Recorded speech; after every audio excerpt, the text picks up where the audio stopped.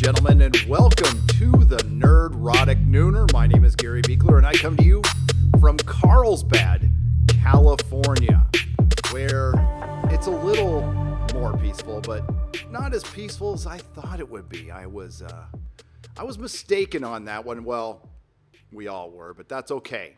That's okay. I came here to kind of get away from the nonsense and a couple of protests march right past where I'm staying right now. They were peaceful. It was a bunch of beach bros and betties, and there's about 100 of them. And they came by, and I'm like, oh my God, next time I'm going cabin in the woods is probably an option. So no, I don't have my beautiful background here. It's plain white, and I'm in the corner of an echoey living room. So apologies for that, but I am on the road.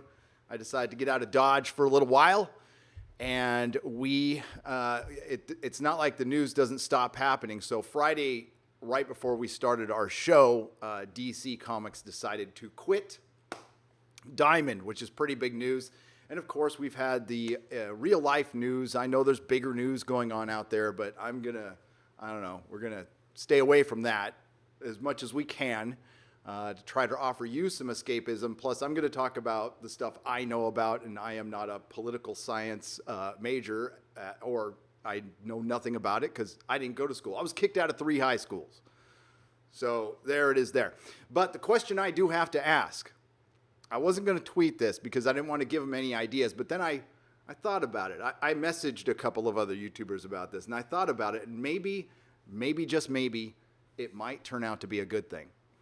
So don't you find the TARDIS problematic? I do. The TARDIS is very problematic because it has the word police box. Police box. Can't have that.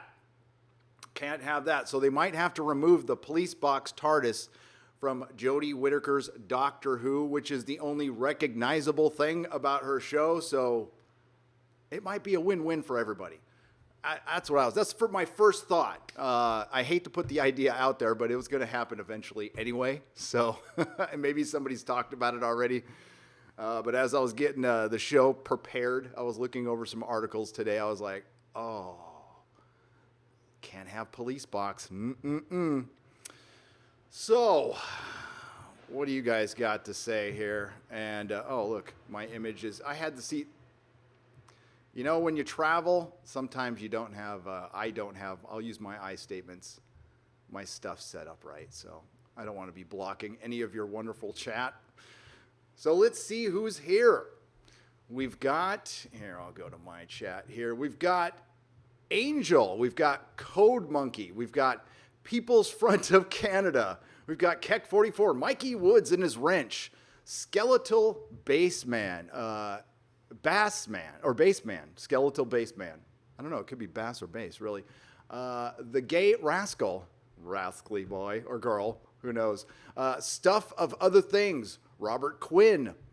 Khalil, we got Stefan, we got Justin Whitlock, and Punkster, and Stellar Heather and a wrench. What's up? And Peter DeRosa, and the Anime Slayer. Hail, Anime Slayer. Welcome to the show, everyone. And the show must go on even when I'm on a bit of a vacation. This really isn't a vacation, though. This is I'm on a mission. I'm on a mission for Cal Exit. Now, to be clear, this is going to take a year, but some things might happen immediately. And of course, there's problems with my kids' school that I'm not going to bore you with at all.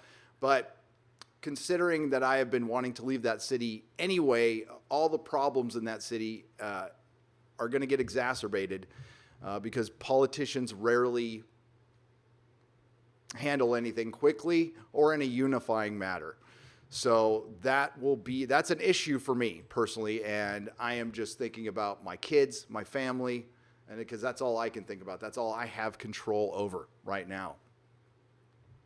So I hope the volume of the mic is okay. And you got the notice to my stream, the Saint. That is good. That is good. Let me know if the volume's okay. I know it's echoey, and I can't do much about that. So I am in Carlsbad, California, which is 30 miles north of San Diego, where I grew up. I grew up in this town. I mostly hung out in Encinitas, but this is where I grew up. From the time I was 5 to the time I left San Francisco, I lived here in North County. It's a great place to live. The weather's usually 75 to 80 degrees every day. The people are pretty chill. There's some pretty decent comic stores, and yes, the stores are open, and that's another reason why I'm down here. I am going to Southern California Comics today, right after this show. I'm going there to help out a comic shop directly with a fair exchange of a cheddar for some goods, because that's how we do it. That's how capitalism works. So, but we do have an article to go over. We're going to wait till some more people come in because Doctor Who is become a complete joke, just like the comic book industry. So we'll go over that article a little bit later. I know Az did a great video on it, and hail to Az. Heel versus Babyface has been a great addition to Friday Night Tights, and we possibly have a new intro to show you guys soon. I can't release it yet because it's just in demo form, but it's pretty damn good. It's pretty damn good in my opinion. So while people are rolling in, if you didn't watch Friday Night Tights, and I've had more time to think about it, and I've seen some reactions from some current retailers and former retailers as far as DC Comics leaving Diamond, which is, I mean, you cannot sell this thing short. It is a massive, massive blow to Diamond Comics distributors. That is 30% of their business just left, and it's leaving in 3 weeks. Steve Jeppy, the owner of Diamond Comics Distributor, had said, well, he had to shut down immediately during the beer bug, for safety, and it also, solvency. We have to talk about solvency. So how much liquid does Diamond actually have? Now, it's been rumored for a long time, and I cannot verify this, that Diamond has had troubles. Now, Steve Jeppy has talked about that happening in the past, but not about anything recent. But that's always been out there. And, the comic industry, it was in hospice anyway prior to this, despite what anybody says. You have to realize that a lot, the comic shop owners, the people who work in the industry, they work in the industry. So they are not, I wouldn't say, they're not the most, they're credible opinions, but their emotions are wrapped up in this. And there is fear. There is fear of losing their job. So, of course, they're going to always look on the bright side and maybe stay in denial about a few things. And I think the entire industry has been in denial for 2 decades because there's a very serious problem out there. Like there's a lot of serious problems in the world right now that need to be addressed, all right? And not addressed with, violence, anger, and emotion, but eventually addressed with calm, sane, and with an adult approach. I know the comic industry is filled with a bunch of man children and women children, and that has been part of the problem. And not saying all, not all, of course, but we see the bad actors out there who have helped kill this industry. It's been a death by 1,000 paper cuts, all right? And there have been a lot of issues prior to the beer bug and prior to what's happened over the weekend, which I will argue was worse than the 3 months being shut down as far as the economy goes, as far as consumer confidence, which is important because comic books are a luxury item. You want to be a comfortable person to be able to afford comic books. You want to be very comfortable in your life, like everybody wants to be, like everybody wants their kids to be. We've worked very hard as a civilization to have more comfort. Are we perfect? Hell no. We are a long way from it, But I've always said one of the biggest problems in the industry, and I'm talking specifically about the industry, but this can go for a lot of other things, is gratitude. And not worrying so much about what other people have and don't have. Again, I'm speaking specifically for the comic book industry. And it's an industry that has a lot of people who don't want to be in it anymore, who have one foot out the door, want to go to Hollywood, or they just want to be there as an influence. They just want it there for their resume. They are not there because they love comics and they want to produce comic books. And I'm talking specifically about a lot of the creators at Marvel and DC, Image, IDW, and so on. There are publishers out there who still love comics. There are a lot of comic shop owners who still just love comics and want to sell comics and don't want any part of this garbage. And that's why they largely didn't get involved. They probably should have, and this is a lesson to be learned. They did try at one point, and they were shamed. They were shamed. If you remember, and we talked about it Friday night, it was 2018. There was a retailer summit, and some shop owners spoke up and said, listen, with what the big changes you've been making, especially with the all-new, all-different Marvel, specifically changing characters like Tony Stark to Ironheart and Captain America to Sam Wilson Falcon, you're doing too much too quickly, and the customers aren't liking it, and they're not buying it. And David Gabriel from Marvel came out and said, well, I guess the retailers just aren't ready for inclusivity and diversity, which couldn't be further from the truth. That was a disingenuous argument, that the nuance was even lost on people who agree with them, and they attacked David Gabriel for making that statement, which shows you largely nuance is dead, especially on Twitter. And they kind of clammed up after that. Because why bother dealing with the backlash? Well, I would hate to see anybody make any kind of business decision based on Twitter, period. We're seeing a lot of that now, but Twitter is not the real world, thankfully, and that is nowhere where you should be making a business decision. Now, if you want to listen to the fans, check in once in a while, sure. I did the same thing, but DC has done this in the past. They have made creative decisions based on online backlash, and it's sometimes it's been for good, sometimes it's been for bad, but you never want to make, especially as a small business owner, your margins are so thin anyway with the comic shop. You have to think about every decision you make, and you can't make an emotional decision. And a lot of people are confusing what DC did right now or they're thinking it's an emotional decision when it wasn't. This was something they thought about. It was purely a business decision. And while I think the timing of it sucked, I'll be honest with you, I think the timing of it sucked. That is just no way. But I believe that they had to make this announcement now because it was from up on high. And I think a lot of comic shop owners believe that as well. And they were forced into this decision at this time. Why were they forced into this decision? Because of what came before. Which is what they said in their statement, in their frequently asked questions portion. They said this is not a sustainable business model. And everybody knew that. I think a lot of people expected back in the early days when Diamond took over that they would eventually have some sort of competition. It never happened.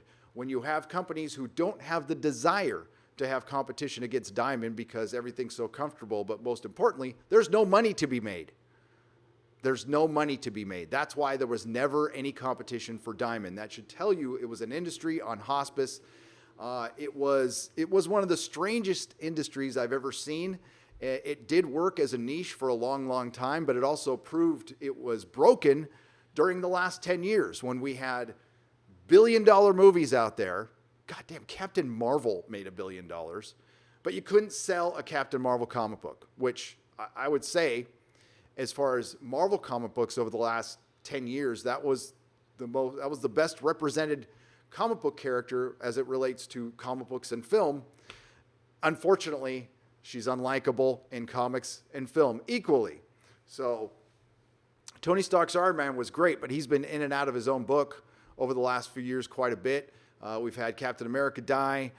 We've had Peter Parker, kind of die. He was taken over by Dr. Octopus for a while, so we've had a lot. The comic books were never really in sync with the movies, and that never trickled down. And I've told the story a bunch of times that when it started out, it wasn't that way. The Iron Man movie really did relate to Iron Man comic book sales. In the beginning, it was great. But when Disney took over, it went downhill. And I knew it would. And I think a lot of you guys did too. We had to wait to see it happen, and it eventually did. So, yeah, I don't know what to say at this point other than DC had to make this decision, and I think we need to look ahead now. And if we look ahead, think about what they're going with. They're going with 3 distributors. They're going with Penguin, Random House, and Lunar, and I forgot the name of the other one. It's UCBS or something like that. And two of them are connected to comic shops, so they're starting up. But apparently, they send out the stuff early, sometime, on time at the very least. It's packaged well. It's just more expensive. And there is that trade-off. But think about it. They're selling smaller, or they're not shipping as much as Diamond, but they're shipping it, wrapped in bubble wrap. The quality is better, which leads me to believe that this is the true beginning of the end of the pamphlet, of the funny book, of the comic book. DC started that. I think that was happening a long time before that, but they kicked it in gear. And eventually we'll see, I don't know, more prestige format. I don't know if the weekly comic book is going to even be a thing anymore. I think there'll still be deliveries every week, just like there was at the video store and at the bookstore, but it won't be a weekly, monthly book. And I think we're seeing that change right now. Marvel's been quiet. They have greatly reduced what they're going to release, and we'll see what happens there. And the question remains, is Diamond going to remain solvent in this point? How much liquid do they have? They required a loan to stay in business, and now they just lost 30% of their business.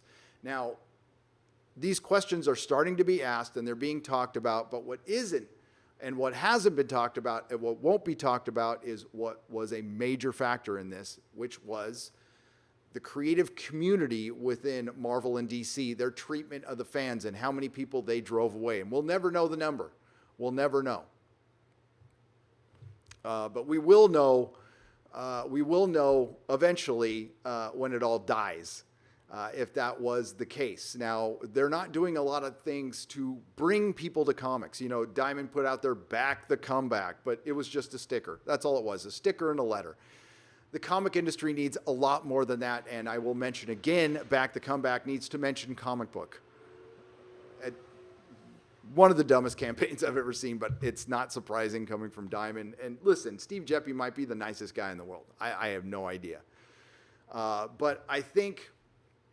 when you see somebody talking about this, like Zach, like your boy Zach, we're outside. Well, he's not an outsider. He's in the industry, but prior he was an outsider. I'm an outsider now. I'm not a comics pro. Very happy to be an outsider. And when I open up a new shop, I will remain an outsider because it was eye-opening to see the industry with a fresh set of eyes. I separated myself for a couple of years and I look back on it and, I have no skin in the game, so I can look at this impartially as I could. I have great empathy towards shop owners, but they own some responsibility in this. And, I did too. I was one of those people who fought tooth and nail against digital. All right. And it was for straight up selfish reasons. I felt like I couldn't compete selling a $4.99 comic compared to a $1 book for digital or an $8 subscription, and you get access to everything. Now, in hindsight, I shouldn't have worried about that, because if you want the physical media, if you want the experience of holding a comic book, which most people want, then I should have had confidence. And looking back on it, it probably did hurt. It probably did hurt, because if you have more people reading, no matter what, that will bring more people in buying your comics. I think the number of people coming in to buy comics because they had more access to it through digital would have outweighed what you would have lost. Because I feel like you would have lost those people anyway. Like the people who are pirating books, they're going to pirate books anyway. They're not going to buy books and maybe they will eventually. Maybe they're in a bad spot. Maybe they're a student and they can't afford $4.99 comic books, but eventually, if they keep reading, they will. And that's why I've always been for having comic books in 7-Elevens and Walmarts. And, more comic books is more comic books, which means more readers, which means more shops. Shops grew. We got more shops because we had access to more comics in the 70s and 80s. And when the direct market came down, and after the boom of the 90s, the number of shops has just steadily shrunk. And the entire industry has stagnated. It hasn't even grown at the rate of inflation. So of course it's dying right now. And AT&T takes over. They have a pragmatic approach towards everything, which is good. And they said earlier that nothing is sacred. And DC Comics isn't probably a tick on a dog's ass. I mean, it's nothing. Or a flea. Tick would be noticeable. Bad analogy. But Chris Stanley, thank you for the $2 super chat. Hail, Gary. Hail, chat. Hail, everyone. So am I happy about it? No. Am I surprised? Not at all. Ethan Van Sciver ran with this, I don't want to say a year ago, 7 months ago. He said this was going to happen. It's not like he doesn't talk to people within the industry. Of course, it was met with denial. When I was saying the comic shop industry was dying a year ago, it was met with denial. When Clownfish TV was saying it, it was met with denial. The comics beat were going after us. Rich Johnston, doing his thing, his passive aggressive little swipes at Bleeding Cool. And now here it is. And it's been here for a while and we still saw denial, but this is waking a lot of people up. It was very interesting on one of Dan Shaheen's live streams last week. He talked to a couple retailers and one of them had been open since May 1st. I don't know what state he was in, to be honest with you. But he said, I've lost the weekly customer. I'm paraphrasing what he said, but he said, I've lost the weekly customer. It's over. It's over. Now, you can still survive as a comic shop owner. You have to drastically change your format. You have to kind of go back to what comic shops used to be. Comic shops did not used to be a place where you bought new comics. When they started out, they were the place where you bought back issues. And, they were vintage shops. They would have vinyl. Some of them would have clothes, toys. That's what they started out, and that's the model that still works to this very day. Now, can it work? Are we going to get new comic shops? No, we're not going to get the number. The number's not going to grow. We're not going to see the industry grow. It had its chance. It just blew it. And everybody has to share the blame in this. The comic shop owners who wanted stuff to remain the same and who didn't want to change. Diamond, who didn't want to innovate because they had no competition, so they had no reason to. And of course, Marvel and DC, their predatory practices towards retailers with multiple variants, creatives attacking fans, all those factors played into what's happening right now. And, it's weird. We see with AT&T, we see old Warner Brothers stuff still happening, like removing guns from Looney Tunes cartoons and Birds of Prey. But then we see release the Snyder Cut, and we see this decision with the comic shop. So I don't know what we're going to get from AT&T. They are in a lot of debt, as is Disney. And I would say Disney's in worse shape than AT&T. AT&T was obviously a big communications company that relied on cable, a dying model. So they had to buy something to survive, and they bought something with debt. So it's going to get consolidated down, just like the streaming wars, to, there'll be less corporations in charge of more things, which is never good. But now it's out of necessity, and it makes you look back on all the buyouts earlier that the government should have said no to, in my opinion, my humble opinion. And it's affecting everything, and it's affecting a lot. Small businesses have completely got kicked in the nuts repeatedly over the last 3 months by the government, by some people, by giant corporations. And I don't know how many are going to spring up and to replace some of these. I don't think a lot. I'm going to do my best.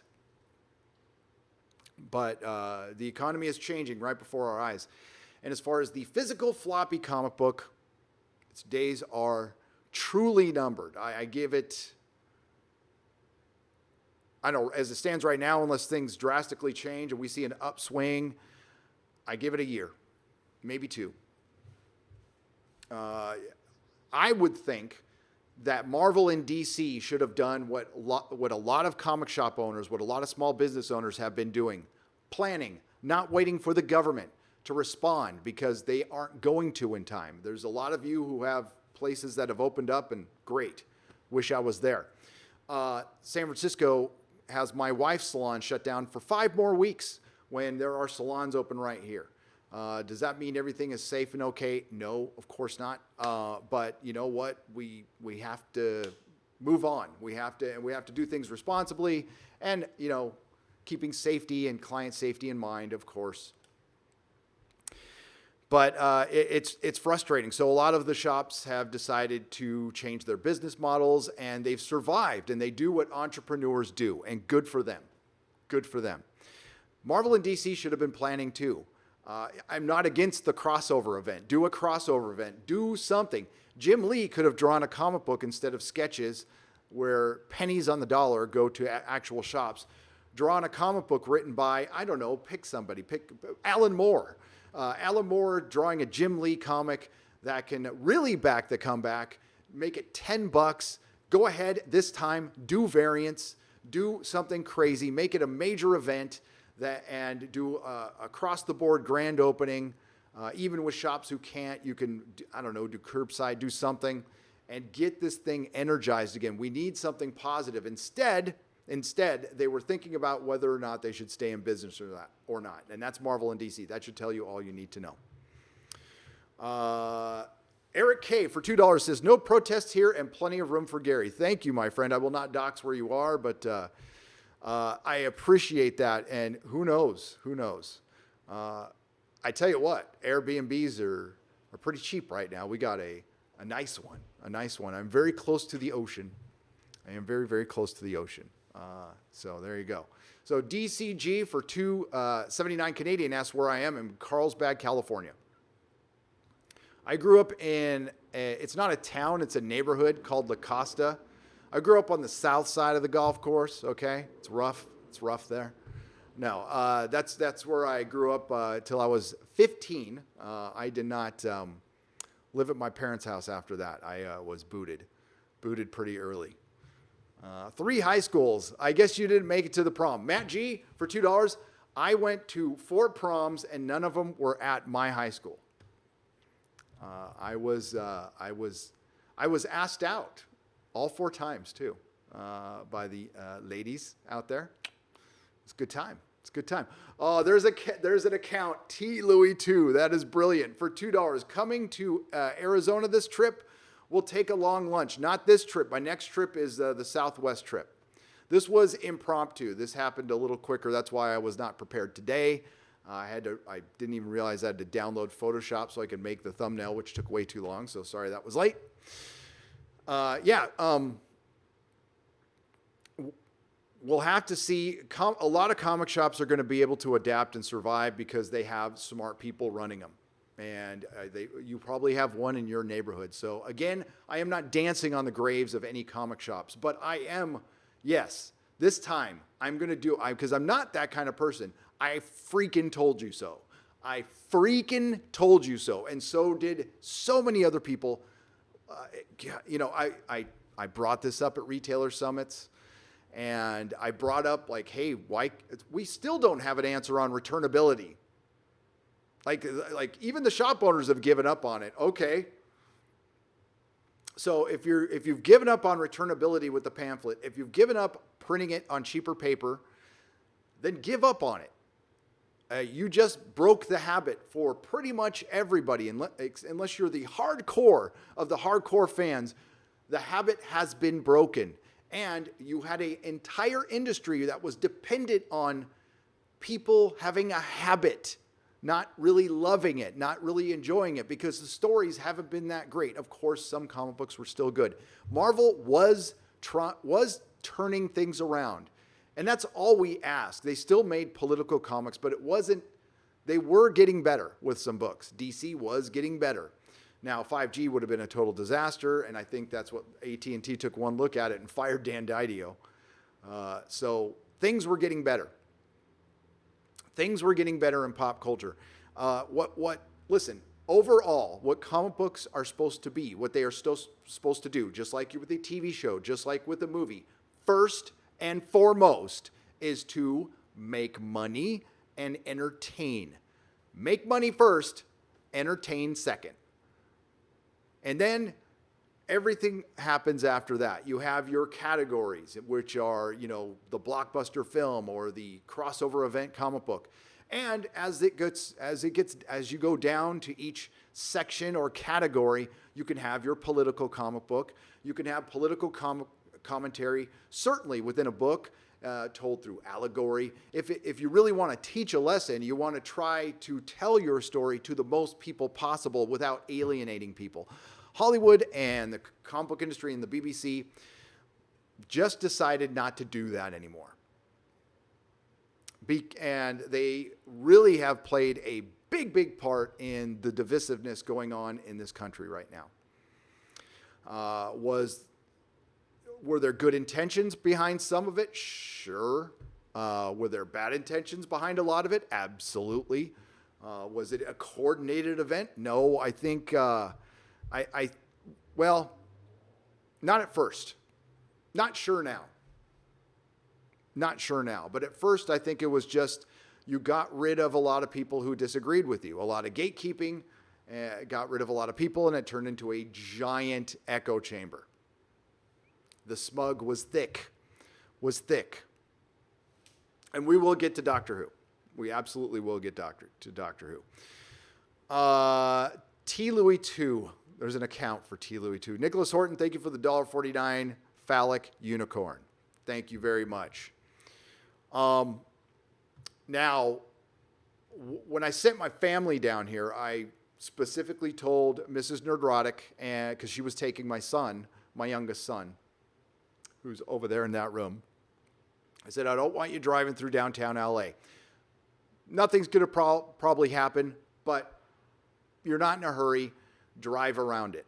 So there's a way to drive around it. You go south, you hit the 210, and you go through Chino Hills, and you go around greater Los Angeles. Well, I decided not to. I decided to drive right through the middle of LA, which I did.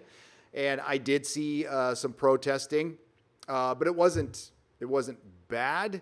But there was one point where as soon as I hit the 405, like 40 cop cars going the other way. I mean, I counted past 30, so I couldn't count. I was driving, obviously, but I was like, holy shit, what the hell? So, yeah, things were still going on when I was driving down. It's pretty peaceful down here for the most part. And again, most everything is open. Comic shops are open. They don't have a curfew here. I do want to express my greatest sympathies to Crazy Fred's Comics down in La Mesa, California. I haven't checked on an update with him. He suffered some major damage. Now, he heard his window had broken, right? So he got the call from security. His people got down there to remove a lot of the valuables, which was smart and potentially dangerous. And they were looted. And he said, on top of the beer bug and this, I'm not sure if it's even possible. It would be possible if Marvel and DC, both together, had something to give the comic shops. I know everybody had to wait and see, but DC, at least to their credit, and they were highly criticized for this, kept their people working. I think in hindsight, that was a great idea. A lot of shops had to shut down due to their governments, all right? It wasn't Diamond's fault or DC's fault or Marvel's fault. But let's not forget what preceded DC quitting Diamond was Diamond quitting DC. It was temporarily, but they put DC and Marvel on a timeout, and they also told them they couldn't pay them. What are you going to do? What are you going to do at that point? The future's uncertain and the end is always near, in the words of Jim Morrison, and you have to make decisions based on that business-wise. So again, bad timing, but I understand the decision.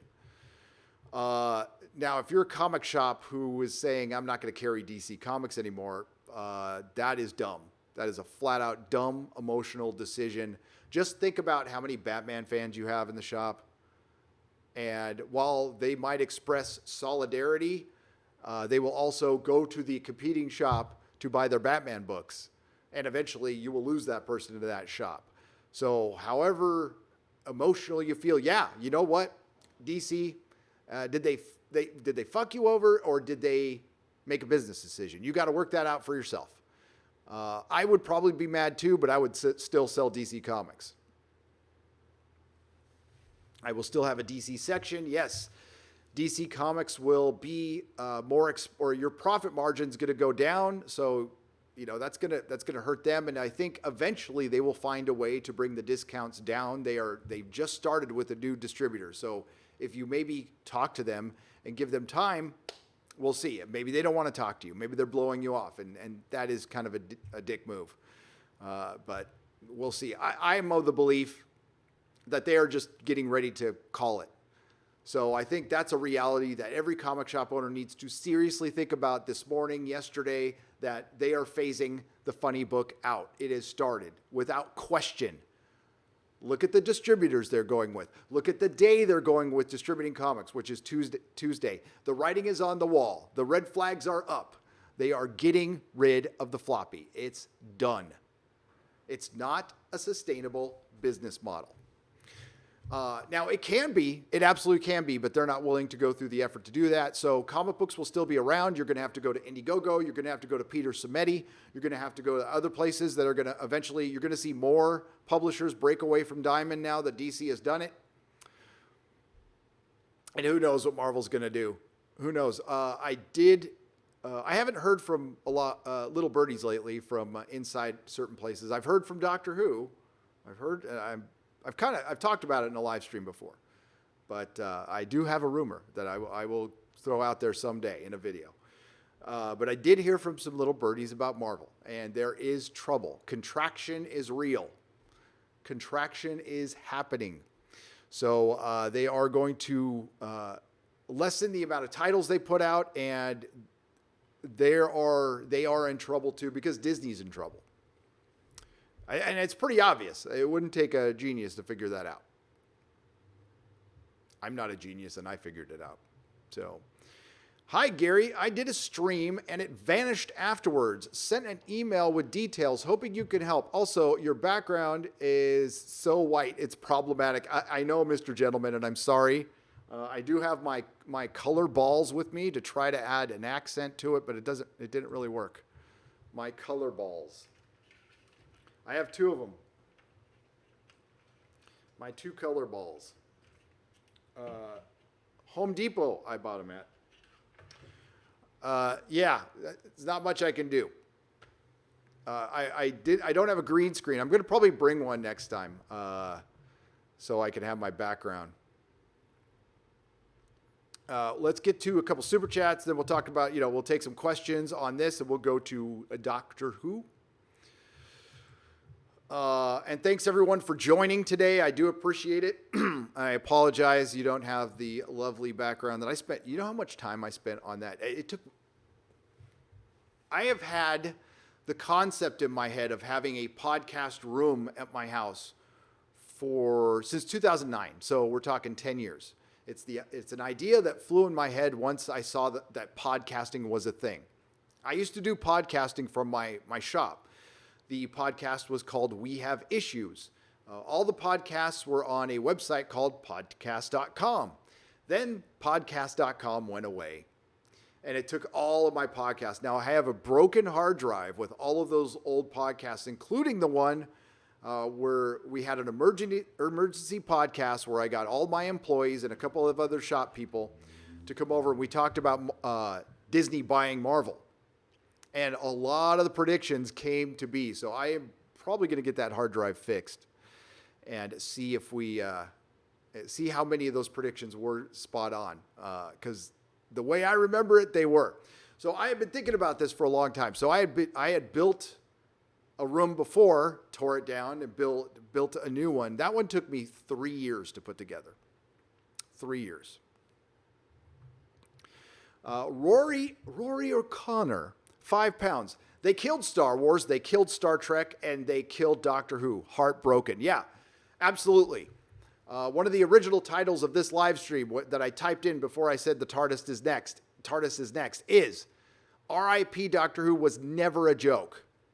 It was never a joke. It was never meant, it was never put out there to troll anyone. It was how I truly felt about Doctor Who. It's how you truly felt about Doctor Who. We are grieving. We are grieving the loss of a uniting show, of a truly uniting show that the BBC hates now. I made that pretty clear in all of my videos, as well, and so did Critical Drinker and Bolstrek. Hail Bolstrek. He's been working a lot. That's why he can't put out a lot of content. So hail Bolstrek and Starry. We're grieving a show that brought everybody together, all makes and sizes. And it's sad. It's sad. And now it's a joke. So R.I.P. Doctor Who was never meant to be a joke, but the show is. The show is nothing but a joke now. And to repeat what I said earlier in the show, don't you find it problematic that the TARDIS has the word police on it? I think so. Watch. Wait. I just when I thought of it, I'm like, oh, I'm surprised it hasn't happened already. And I did message a couple of YouTubers. And, I messaged a couple of YouTubers. I'll just say that. And it's just a matter of time, I think, till it just says phone box or something. We'll see. But that could be a good thing. Maybe they'll change the TARDIS altogether. That's the only recognizable thing in that show. And if they remove it, it's kind of a win-win. It is. Both the He-Man and James Bond franchises are next to be destroyed. Nicholas Horton, yes, for £5. I did a video, Nicholas. I'm sure you saw it. You've been around forever, so thank you. It was great talking to you in the member stream. Last summer, and it said hashtag me too, and in two I turned it to 007, and it was an article written, I can't remember what paper it was over in the UK, but it was a woman being on the side of a masculine James Bond. It was one of the best articles I've ever read.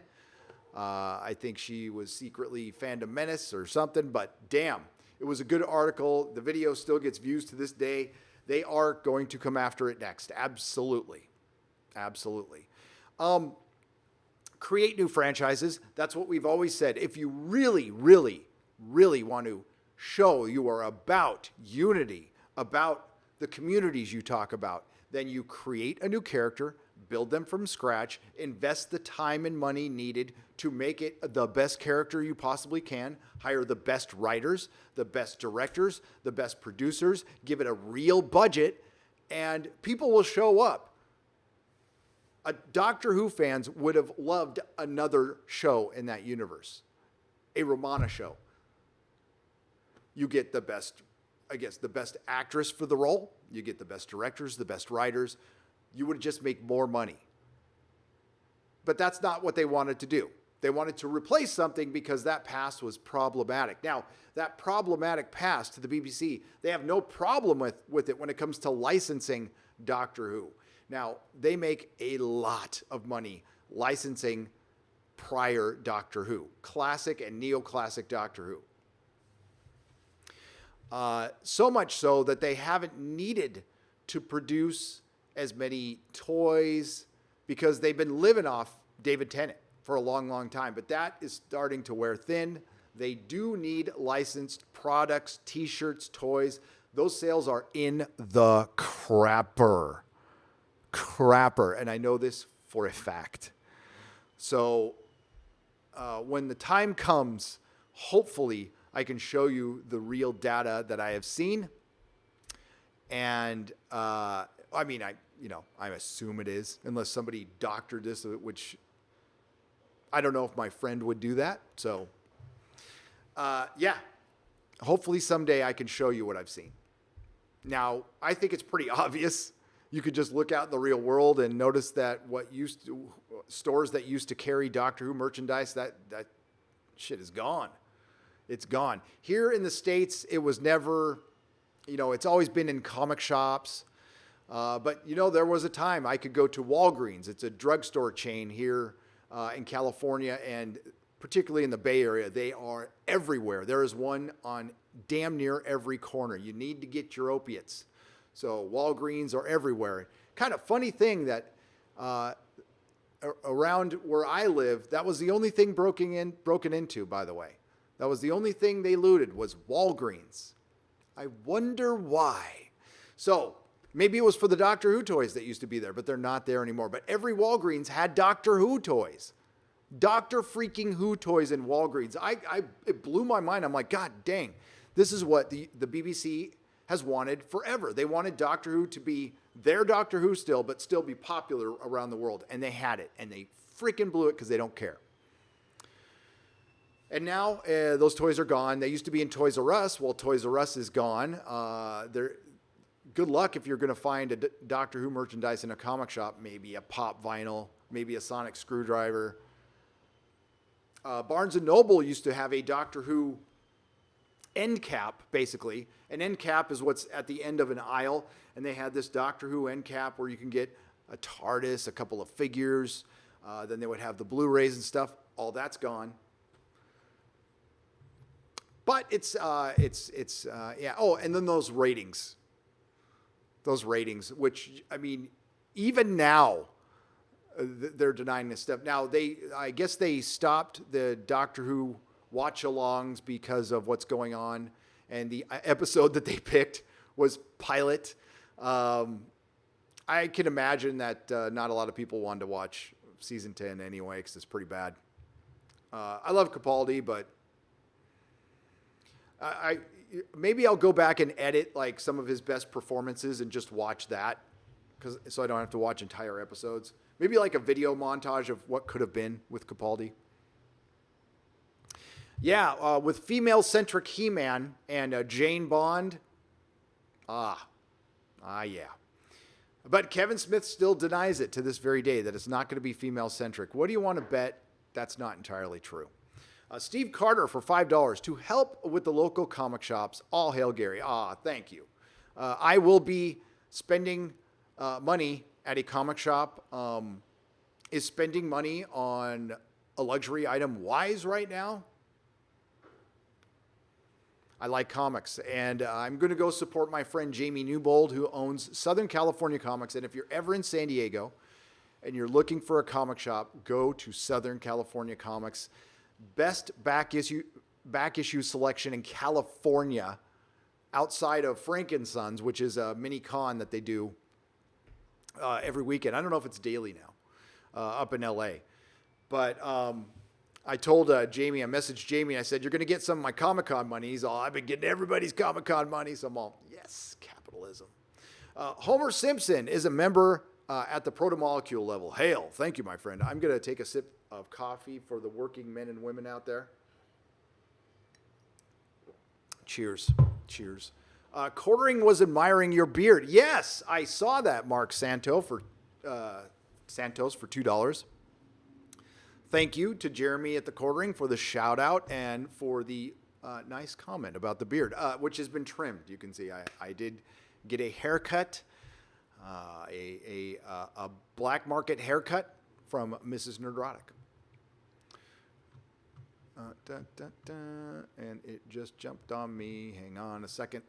Let's read a couple more, and we're going to go over this article. Az did a video on it. Please go check it out when you get a chance. Peter DeRosa for $9.99 took a trip to my local comic shop yesterday and spoke with the owner. He seemed indifferent to the DC news. Maybe he hides it well, or do some owners just not care? A lot of owners will sound like they don't care. As far as indifferent how? Like, whatever, I'm still going to order DC Comics? I mean, what choice does he have? I think that's probably a very pragmatic approach to it. That's what you would have to do. It's like, I'm just going to order DC from somewhere else now.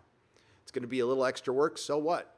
The important thing is getting my customers what they want, listening to my customers. What my emotions don't matter. My customers' needs don't care about my feelings. So that's a good approach, I think, as long as he's still ordering DC Comics. But Peter, this can't be undersold. And I think what a lot of comic shop owners have skin in the game. So, and they've been through a lot. So of course there's probably a lot in flat out denial. I'm not saying your comic shop owner is, but this is something that has to be dealt with. And if you don't deal with, then, I mean, don't cry later. Don't. Because you had your chance. You've had a lot of chances to change and evolve. And this is one of them. Comic books, DC comic books are going to cost you more money. You're going to make less money on comic books, but the same amount of people are still going to want them. So you're just going to have to sell them and try to make up for it elsewhere. Hey, Gary, hope things are get better for you. Hey, Chris Mead for $2. Things are, listen, in my direct life, I'm happy. It's tough watching my wife go through what she with her salon, being a forced shutdown at this point. We played along. We were good citizens. We listened to our government. We want our fellow citizen to remain safe. We do not want any harm to happen to anybody at all. So we played along, and now it's pretty clear that the thing is still out there, and it's something we're just going to have to literally work through at this point. That's my opinion on it. And the people at risk are going to have to stay inside and stuff. But people who have to get to work, practice your social distancing. And there's a lot of changes she has to make when she goes back. She cannot be at full capacity. She cannot bring back all her employees at once. It might have to be staggered days and stuff like that because she runs a salon. So, we'll have to see. We'll have to see. It's tough seeing her go through that. But you know what? Mrs. Nerdrotic doesn't sit around and wait for politicians to save her. She doesn't. She has found ways to make cheddar because she's an entrepreneur. Thanks, Chris Mead. DCG for $2.79 Canadian. Would you trust buying graded comics off eBay? Yeah. Well, I mean, if they're CGC'd, absolutely. Yeah, I mean, if they're sealed, there is a way to break the seal and put it back together, but that's a lot of work, and you risk. It's not easy. But for the most part, I would just make sure your seller has a lot of good feedback and read the feedback. But for the most part, CGC books, I mean, I've offered CGC. I own some CGC books, which are graded books. They're sealed in plastic and they're officially graded. Never been a big fan of it. I've never been a big fan of sending somebody else's books across the country to Florida and then waiting months to get them back. I've always thought they should have a West Coast warehouse. They never did. And they can slab on site so they can do stuff faster, but I've never been the biggest fan of it myself. I like to pick up my comic books and open them. And yes, my Amazing Fantasy 15 is not CGC'd, and I have touched it and opened it because I can. Of course I wear little rubber gloves and stuff, but yes, I have touched it and opened it. Viking Man 65 for $5. Hail Beaks, your channel is the best. Why, thank you. Will the breakup of the Diamond Monopoly result in more freedom, creativity one day at a time? One day at a time. Back at you, Viking Man 65. Yes, the comic book industry will survive as a whole because people love comics and will make comics. Will it get smaller? Probably. And be more niche? Probably. That's probably the way it should have always been. But I used to think the Indiegogo campaigns going independent, that new model, so let's call it the new independent model. Because you hear a lot of critics out there going, Ethan Van Sciver and Richard did not invent crowdfunding. No, they didn't. But they did start the type of crowdfunding that they're doing right now, which is YouTube platform crowdfunding. Now, do I know for a fact if they're the very first? No, but they're the first ones I noticed. And it was a thing that just evolved out of necessity. So you're going to see a lot of people evolve out of competition and necessity. That's what people do. It's going to change. So it's probably going to be more like the book market. That would be my guess. Not my favorite thing. I love the weekly comic and the pamphlet and the funny book. Those are my favorite things. I don't own a ton of trades. I own a lot of comic books. I make my own trades out of comic books. They have those sleeve where you can, those little vinyl boxes that you can put your comics in, and I put my own covers on them. That's what I do. And then you can put them on a bookshelf. So I think the Indiegogo, the new independent model, is a viable way to go if you're an up-and-coming creator who wants to sell your book. I don't think going to DC and Marvel is viable anymore. I don't think it has been for a long, long time. Your future will be to make $30,000 a year, be told what to do, be told what to write. It's kind of like what I discovered in Hollywood. When I went down there to edit, I found out I wasn't editing shit. I was being told what to edit. I was being told what to cut, where to cut it, and there was zero creativity. I am more creative on this channel than I ever was at Hollywood, doing my own thing. Wanting to get involved in genre, and it all starts with the love of Star Wars or Star Trek or Doctor Who, but honestly, making fan films, making fan comics, waste of time now. Make your own IP. Do it. That is the future. That is the absolute future. It's tough to build a platform, and sometimes you won't be able to do one. But if you get involved in the network, you have a chance. You have a chance, which you don't have a chance with DC and Marvel. Not anymore. And I would say the same for Hollywood. If you want to, Zach and the guys were talking about this on Friday Night Tights.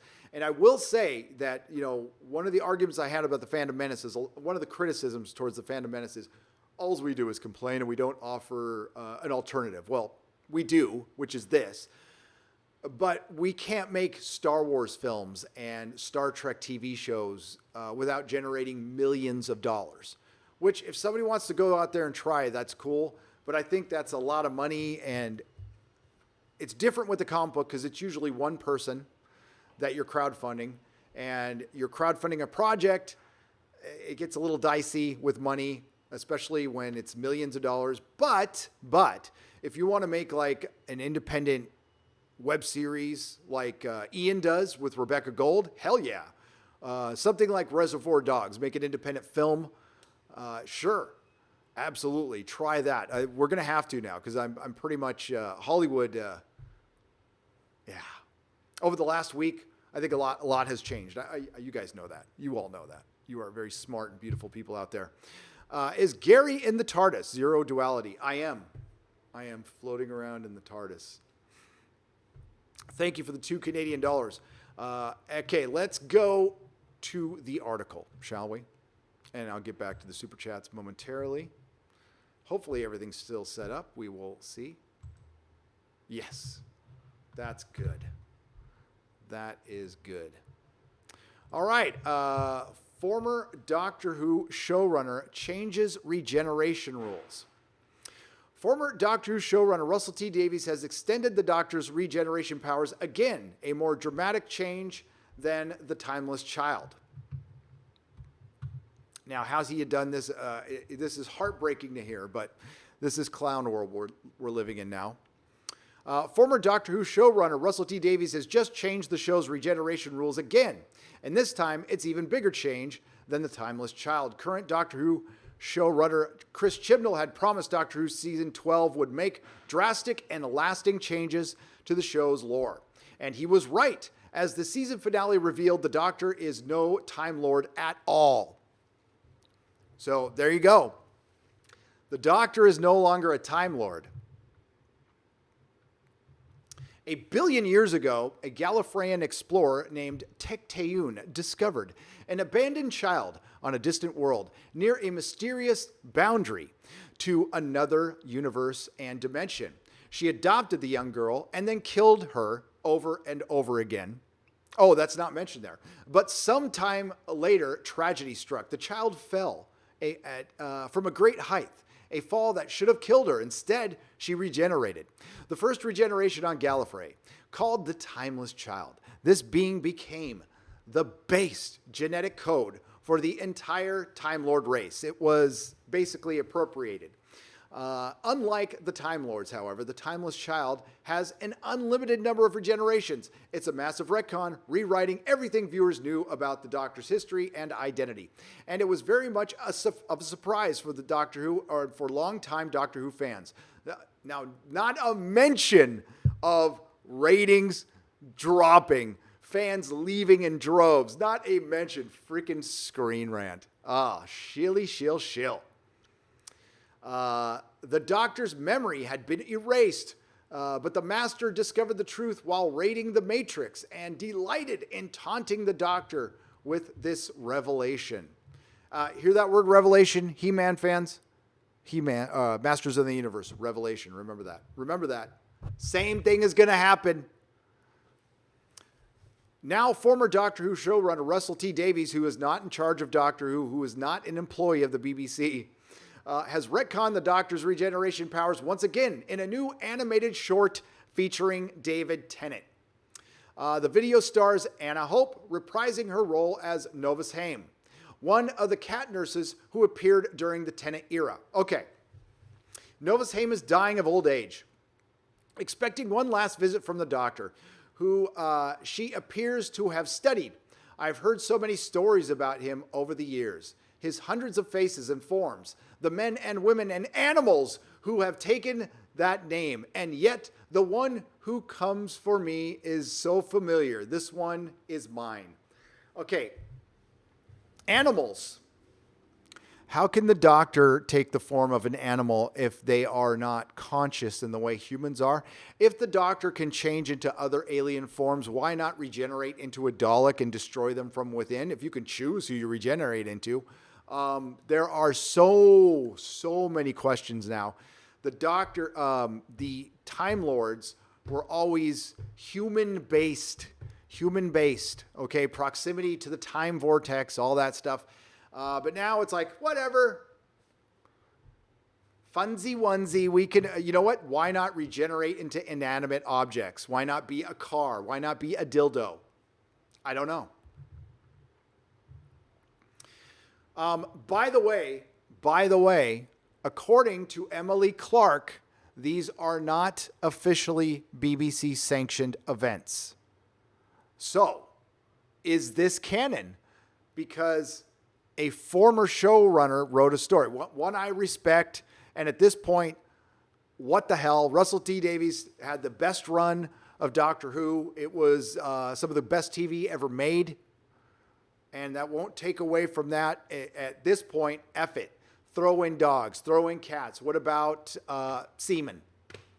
Sure. Oh, we can't have that. That's problematic.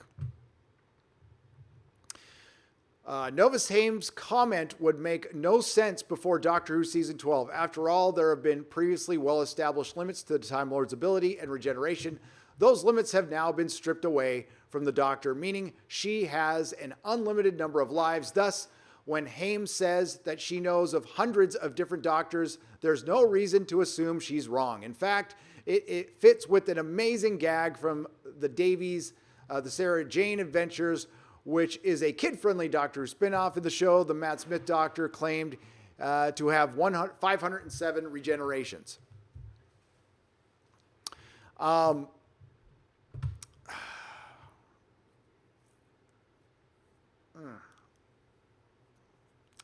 Which is the only Matt Smith thing, Davies project he's appeared in for Doctor Who. Listen, they are trying very hard. It's a one-off comment in a Sarah Jane Adventures. One-off comment does not erase established history. By the way, there's an article in The Sun where Stephen Moffat, some stuff was Stephen Moffat was especially guilty of all this shite, of putting stuff in there willy-nilly. And that's what started alienating people from the beginning, by the way. So listen, it doesn't, right now you can take this as a troll, like F it. There's hundreds of Doctors. Let's make it animals. Plants. Why not plants? Why not? Because the show is broken at this point. You just broke the canon. And it's really what it is now is a little kitty show. You might as well make it like a little show like Teen Titans is now. Like a little cutesy kitty show. Because that's what you've turned it into. Which, by the way, it never was. The way we treat our adults, the way the BBC sees Our adults right now, they see you all as little kiddies anyway, especially certain groups. Novus Haim also suggests the Doctor can change her. The Doctor can change her form as well as her face. She refers to men and women and animals.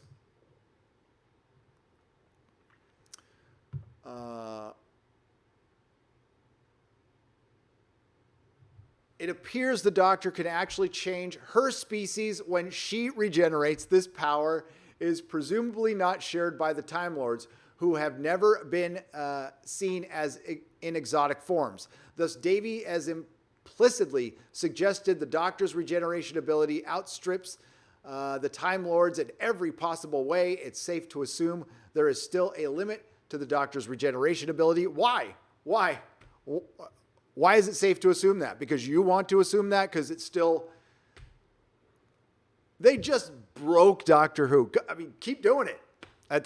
I am still making my peace with it. It's still the one that pissed me off the most, more than anything. But I'm going to move on. I'm going to enjoy my other Doctor Who. And it's... Now it's in the hands of an American company that you made a deal with that is cutting things left and right, BBC. HBO Max is now owned by AT&T. You did not make a deal with AT&T. You made a deal with Warner Brothers. AT&T might be ending DC Comics. Do you think they give a wet slap about a show that's going to be in the back corner of one of their streaming services that's not going to get anything new for 2 years? The only thing, we're getting one more Doctor Who episode, unfortunately, this Christmas. I'm kind of surprised they didn't release it earlier, but oh well. They're going to need some content for later. So when HBO Max is here now, folks, and it had a rough start. I don't mind it. I don't have Roku. I think it's stupid that it's not on Roku. I think it's dumb. But it has Spawn. It has Spawn, the animated series. I found that out last night. I was like, oh, shit, yeah. And it's going to have the Snyder Cut. And it seems to me that they listen to fans. And if you go on Twitter right now, unless it's changed in the last 24 hours, if you type in hashtag RIP Doctor Who, it still autofills. It still autofills after all this time. So RIP Doctor Who is real. It's not a joke. A lot of fans who didn't agree with us now agree with us because they finally got through the bullshit of the Access Media and the BBC and their narrative. And they realized that RIP Doctor Who is filled with lifelong Doctor Who fans. There is no alt-right Doctor Who fans. There is no alt-right Star Trek fans. It's not a Russian bot, whatever, an op. It is real fans who are pissed off because they just want you to respect their character. By all means, bring new faces in, new voices, as you say. Make a whole damn new TV show. Well, it's too late for that now. Now your core show is dead. You had a chance to broaden things if you really believed in that shit, which you don't.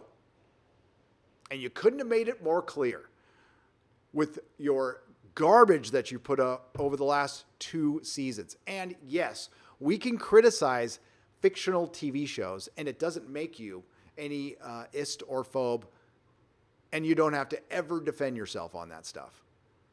If people are out there, if that's their argument, if that's their counter argument against you for not liking a TV show, they've lost. They've lost. That's like when somebody, when you're arguing with somebody and they just drop an F you won the argument right there. It's equal to that. The Chibnall era has expanded Doctor Who's mythology. No, it's crapped all over it and then peed on the corpse and then set the corpse on fire and then dropped it in a tub of acid, like Breaking Bad style, is in unexpected ways. Chibnall has retconned the Doctor's regenerative abilities, and he's introduced Jodie Whittaker, the first female Doctor played by Jodie Whittaker, who's now not the first female Doctor, who we will lovingly call Dr. Karen, as the first female Doctor, and Joe Martin as the first Black Doctor. Assumingly, though, Russell T Davies has just gone one step further, revealing the Doctor doesn't even have to look like a human. It also looks like a competition to come up with the most regenerative retcons, and Chibnall's Doctor Who season 13 may offer the next one. Well, are you sure it's going to come out? Are we sure anything's going to come out right now? I don't know. Force majeure is the thing we have over here in the States, which is acts of God, and you could terminate contracts. That's going to happen with a lot of things. Doctor Who, I don't know.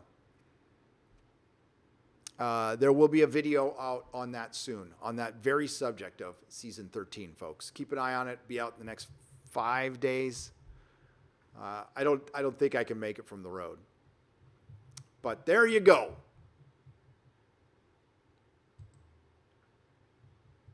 Oh, it's so...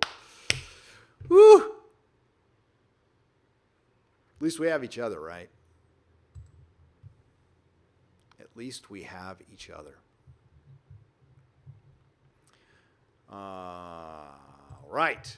Oh, by the way, program update. Friday Night Tights Super Chat Square Up will be out soon. I'm going to record it from the road. I have everything prepped and look for it on Nerdrotic Live soon. Soon. I don't like to wait for that, but that will be out soon. Mailing out coffee and gifts tomorrow. Captain Spire, bless you. Bless you. I appreciate you. Thank you. I miss Q hanging out. LOL. Q's here, but I didn't know where to put him, so I'll bring Q back. He came with me though. Thank you, Eric K, for $2. Best time is now for $9.99. Gary, I can feel your anger. It gives you focus and makes you stronger. It does. Anger is a gift sometimes. You don't want to wallow in it. You don't want to live in it.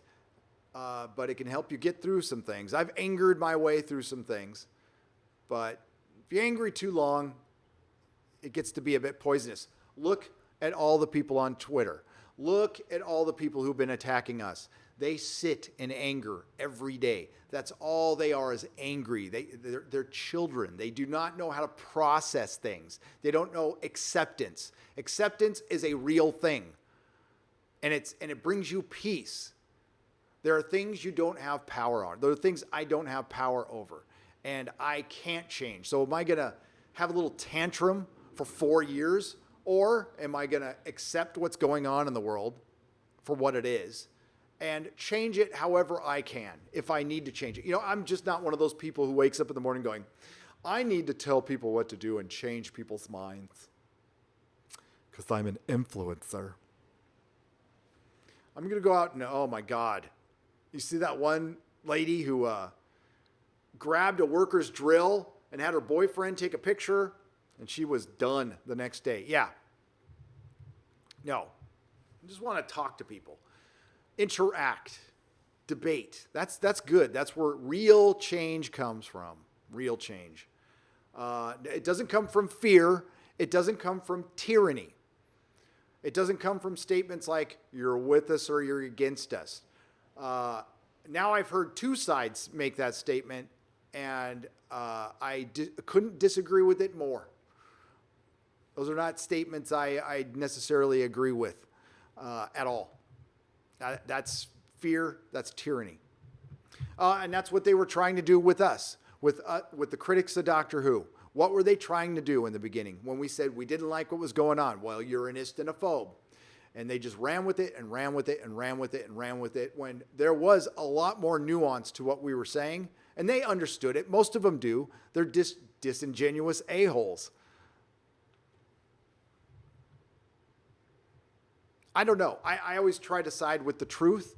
And if there are very good causes out there, and all of these good causes can tell you what they are, can be upfront and say, I am about this, and be very specific. And then there's causes who have to call themselves a different name. I won't get into details, but you know what I'm talking about. But they're really something else. Fellow Encinitas boy here, I met you at Lestats last year. How long are you in town? Would love to discuss a decentralized video streaming project I'm working on. What's the best way to get in touch with you? Kylan, hey, what's up? Greetings, sir. Yes, I remember meeting you at the meetup. Thank you for the $10. I'm going to be in town for the next 2 to 3 days for sure. I will be at SoCal Comics in a couple hours. If you want to meet me over there. I wasn't sure about meetups. But I guess everything's open here. I probably could have done one. Maybe I will. I'd have to think about it though. I'd have to think about a place and a time, and I got to get with Mrs. Nerdrotic. So stay tuned. Gary at nerdrotic.com is the best place to get a hold of me. Bear Business One for $5. Kind of looks like your beard is floating in front of a camera. It is. It's floating. It's the white background. Yeah. Oh, I didn't realize my shirt kind of blended in too. If I'm just like this, right? So this shirt, it got blurry there. Sorry about, oh, dang it. Focus. This shirt changes colors when you go outside. It all fills in. I'm I almost ashamed to tell you that I got it at Hot Topic. It is the cover of yeah, there you go. Let's get back here. God, this is like the least comfortable chair in the world. But it keeps me awake, keeps me alert. Thank you, Bear Business One, for $5. CP the Nerd for $5. Just finished Expanse Season 4. I felt creeping wokeness. The woman seemed deliberately androgenized and eye-rolling empowered. Should we be worried?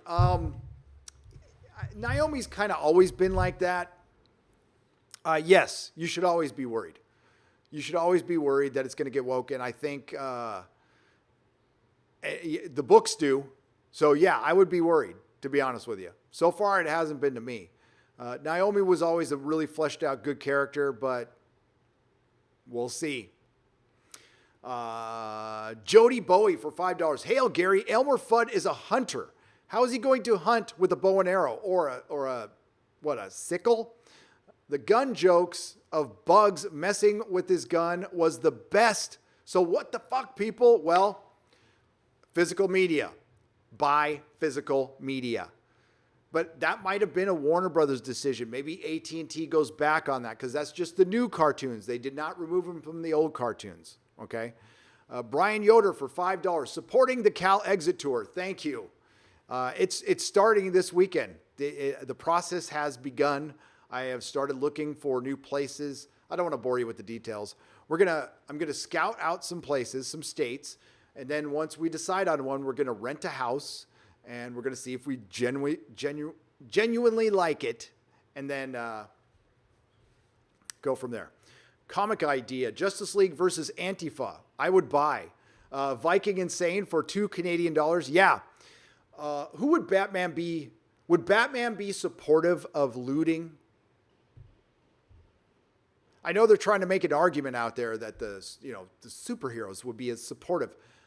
No. I refuse. I absolutely refuse to bend the knee to that argument.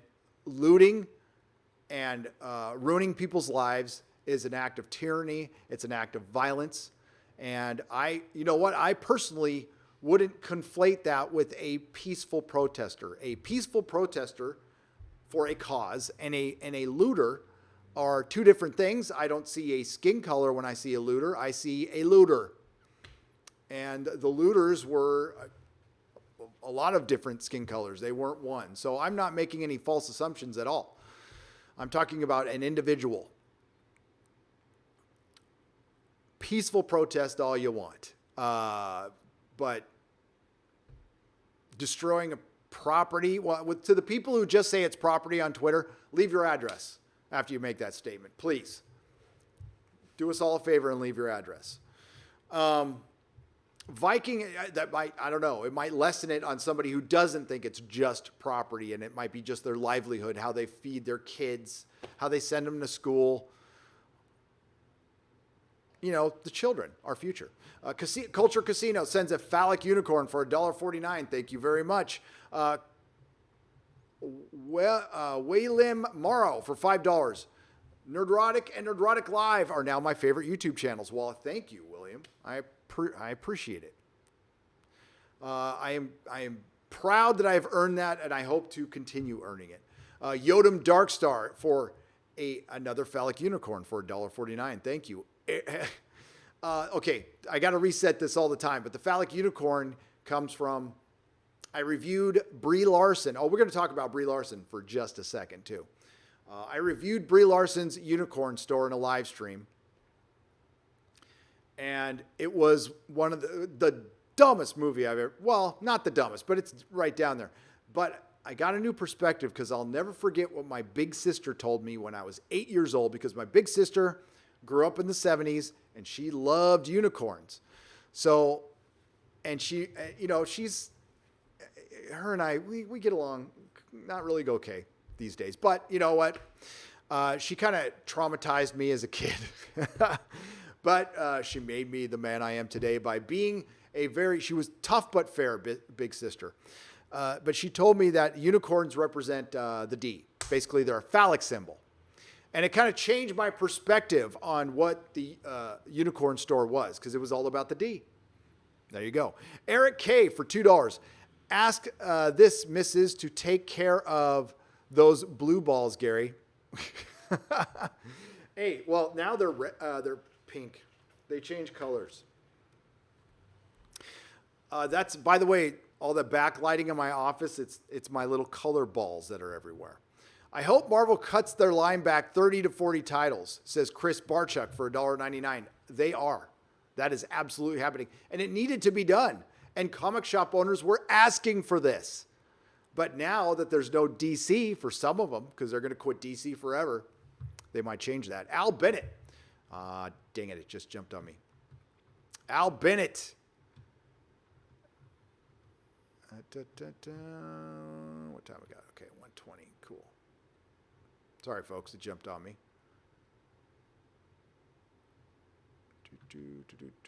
I'll be there in just a moment. There it is.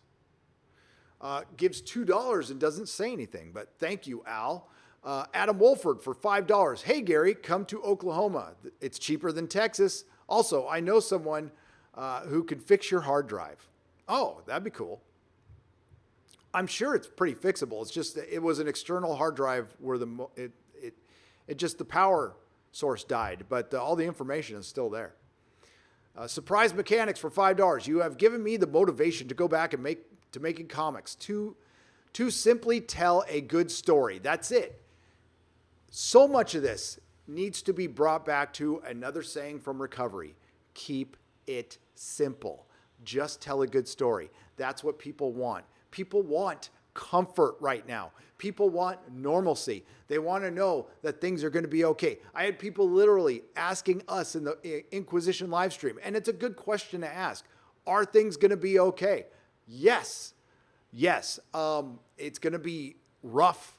I'm not going to lie to you, but are things going to be okay? As it stands right now, I haven't watched the news and I don't get on Twitter that much. Yes, because in my little travels here across the state, I've seen a couple of protests, but what I've seen mostly is people going to work, people going to the beach, people riding their bikes, people jogging, people taking out the trash, a mom and a daughter coming out of a laundromat, people getting gas. Normal shit is happening. It's not what you see on the, switch off the mainstream media. Really. Enemy of the people. They want to keep us divided. Hollywood wants to keep us divided. But Surprise Mechanics, yeah. I'm even feeling motivated to do something creative. I get it out of my system every day with the YouTube channel, but I have some ideas now, and I have been inspired by a lot of the Indiegogo projects. They're really good. They're really, again, turn off what the Access Media says. Just go to these people's channels and judge for yourself. Now, is all of it great? No. Do I sign off on everybody's behavior in CG? No, I don't. But I'm not their daddy. I'm not going to tell them how to run their channel and run their life.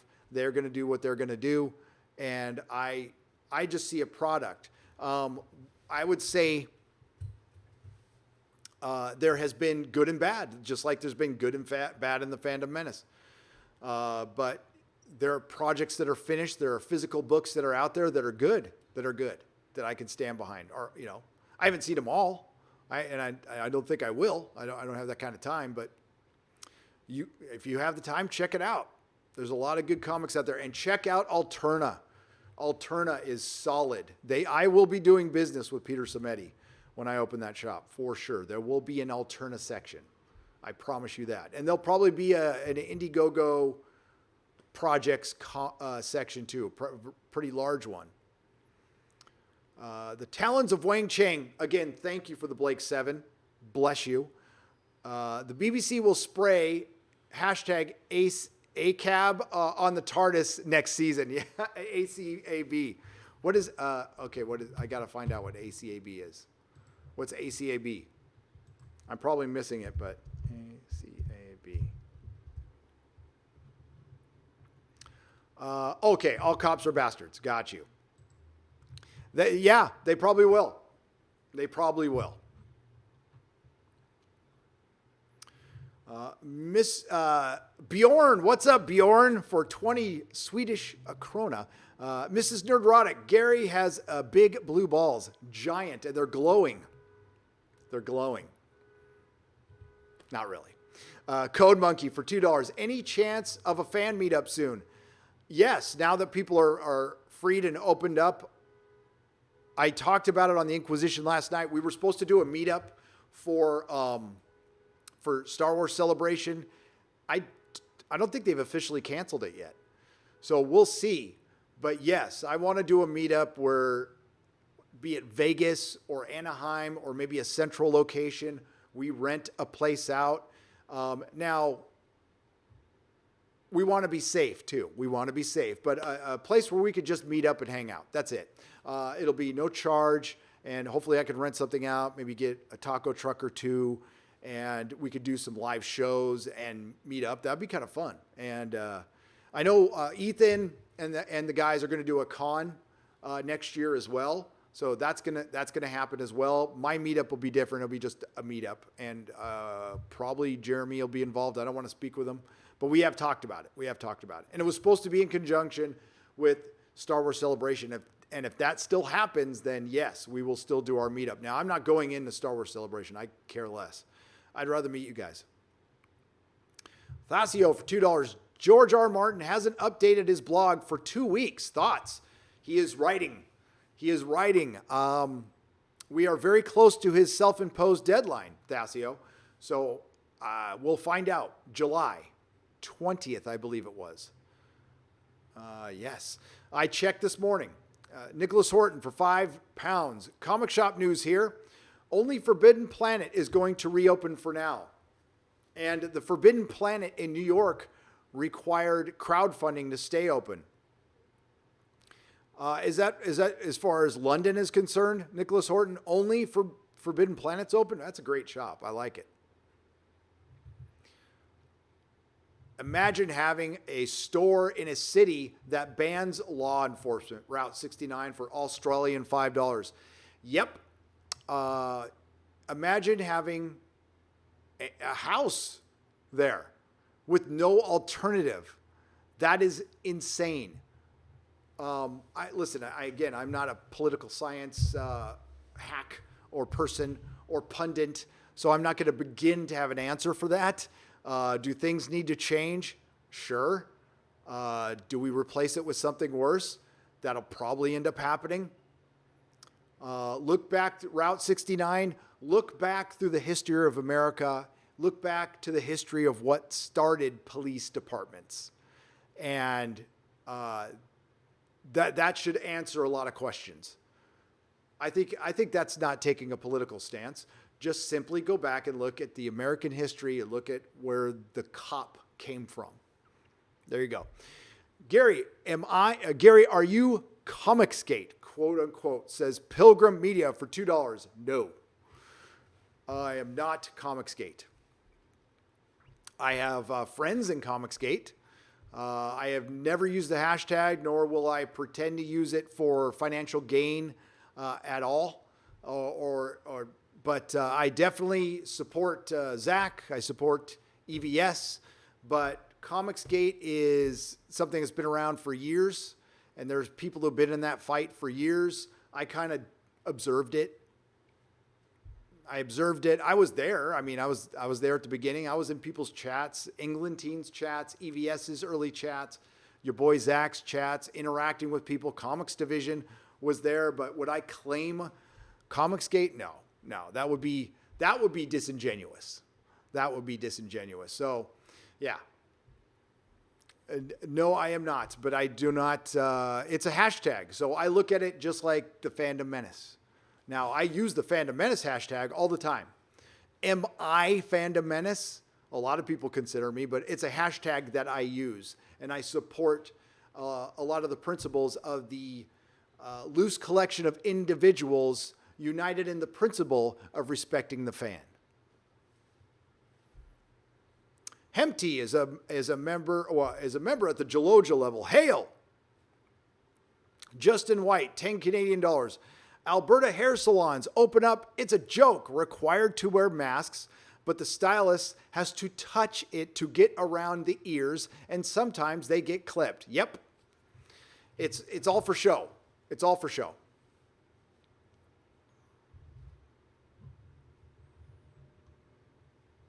It is all for show. And you know, it's not like Comicsgate can't have new members. If you want to claim Comicsgate, absolutely. Go ahead. I don't judge you for being Comicsgate. It doesn't give you an automatic pass either. It's individuals. That's all it is individuals. And there are a lot of people who have done a lot of work with that hashtag, trying to change the industry, which they weren't going to do. And then they decided to evolve. They said, enough. Okay, I got to make my own books now because this isn't happening. And we've gotten some good stuff out of it. And listen, it's a big part of the comic book industry. Maybe not financially yet, but as far as sentiment, who is everybody talking about? Who is it? They're talking about them. So has it been perfect? No. It's a group of human beings. Okay, human beings with egos. Hang on. Son of a bitch. There we go. I just knocked something over. It was just the router. It's fine. I'm still connected. No, it's filled with human beings who make mistakes, and you can't judge an entire hashtag based on individuals. Now, certainly they're bad actors. Yep, I think largely they get taken care of. The universe unfolds as it should. It was great having your boy Zach on the show last Friday. He did a fantastic job. That was a big deal to me because he was one of the people. There's a lot of people who are responsible for getting me on this platform to create content. He was one of them. Midnight's Edge, Jeff from World Class Bullshitters, your boy Zach, were channels I watched early on. Secure Team 10, which I know he has his problems. Yeah, it's been a fun ride. It'd be nice. If we just go, God, I think people were probably longing at this point for the days of just the beer book. Justin White for 10 Canadian dollars. Thank you very much again. Cecil is love. My good friend Cecil. Cecil says it's adults only content for $2. Is Mrs. Nerdrotic needs clients? I'll come over for a perm. Okay, she could do a perm too, Cecil. So you could have a perm just like Mike Brady. Get a Mike Brady perm. There you go. Come on over, man. Michael and Cecil, yes. To answer your question, yes, we will get Cecil on a Friday Night Tights. Yes. Michael Henley for $12. 3 Gary streams in 2 days. It's going to be a good week. Yes. Yes. I appreciate that. Jody Bowie, this sucks for Mrs. Nerdrotic. My 3 friends at all own small businesses and are doing it hard. The salon is opening in 2 weeks, clothing store in 2 weeks, photo studio still doesn't know if she can fully reopen. Yeah. The events of the last weekend, really I listen.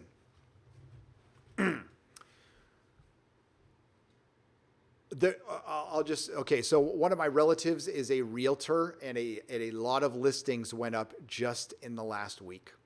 Like they said, listings exploded. So that says it all. Is Gary in jail? Well, hung and dung for 2 pounds.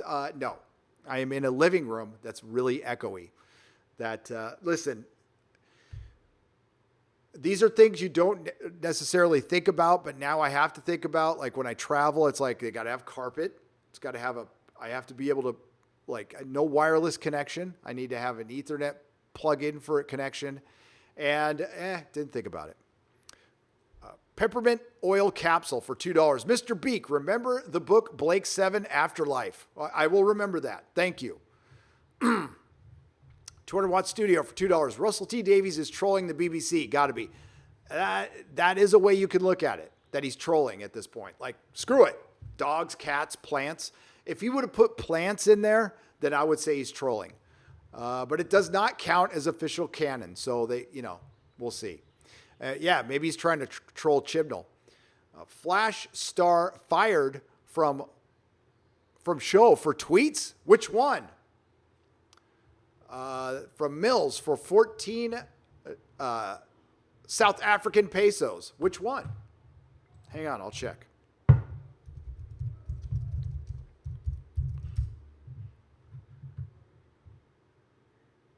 Whoa.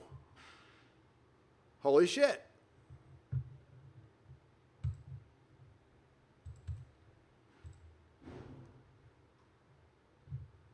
Hang on a second, folks.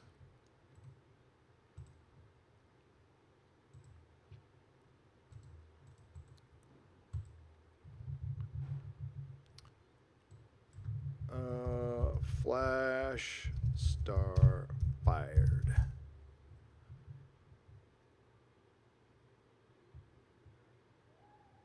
Racist and misogynist tweets. Hartley Sawyer fired. The elongated man, right? Is he the elongated man?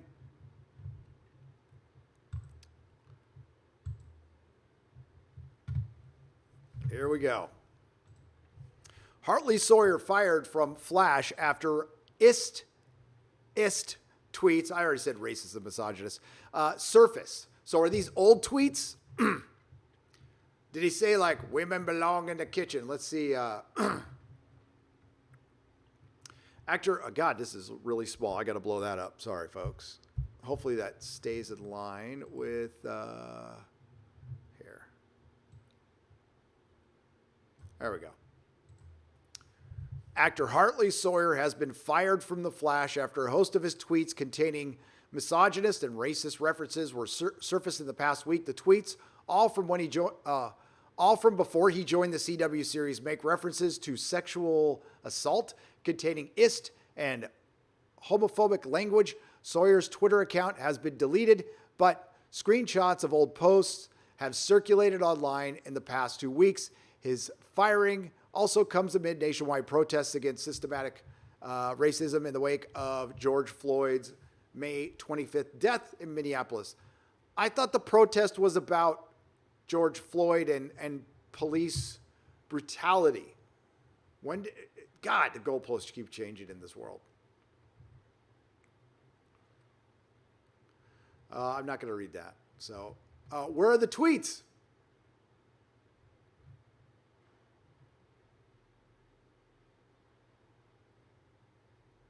Okay, among the tweets users surfaced in the past 2 weeks are from 2012, in which Sorrow wrote, "Only thing keeping me from doing mildly ist tweets is the knowledge that Al Sharpton would never stop complaining about me. Enjoyed a secret boob viewing at an audition today." Okay, all right, this one, this is probably from a guy who doesn't think he's ever going to make it big. And this is nothing. Guess what? I had a secret boob viewing this morning when I got up next to my wife. Okay, now this one's pretty bad. Yeah. I'm not even going to say that one. All right, so, I mean, were these all jokes? Yep. All I can say, folks, okay, does this stuff bother me? No. Should it bother anybody? No. But that's not reality. That's not the world we live in, and especially Twitter. So just because we have principles, free speech principles, and we should have a sense of humor, and we should check ourselves on Twitter. Listen, nobody's perfect. I understand that. If you want a professional career, if you want a professional career where you have to basically you're working for these big corporations that now have restrictions on you, which I'm not entirely sure are legal. Listen, California is an at-will state, but we're infringing on a lot of weird stuff here. People are going, how did somebody find his old tweets? Who thought to look for the elongated man's 8-year-old tweets? What the hell? What precipitated that? Did he piss somebody off who might have noticed that? You know, I talked about it with Robert Meyer Burnett. Hollywood is so cutthroat, and they could talk about all the inclusivity and diversity they want to fucking talk about. They are backstabbing, cutthroat. They are terrible people, and he probably pissed somebody off. I don't know. And somebody found his old tweets, and that's how you get rid of competition there. Opportunistic. So if you're going to work in Hollywood, I don't know why you would want, who would want to work there right now? For what? So you could have a bit role. So he's on The Flash. He's known as the elongated man. Is that going to set him for life? Is that going to set his career ahead? Honestly, I don't even know why anybody would want to go there. To be famous? I think that era might be coming to an end. You know, the more you do this to people, whether it's deserved or not, the more you do this to people, the more people are going to go like, why in the frack would I want to go work there? It sounds terrible. It sounds like you got to watch what you say, watch how you act, like you're living in some 1984 society. That's what Hollywood is right now. It's a self-imposed Big Brother. It sounds like hell. It sounds like absolute hell. Last place I'd ever want to work. So I guess some people do. If you want to work there, do not get on Twitter. Do not get on Twitter. I think being self-employed might be the safest thing you can do on Twitter. Is be self-employed. Or, yeah. I mean, I can't remember what I tweeted in 2008 and 9 at all.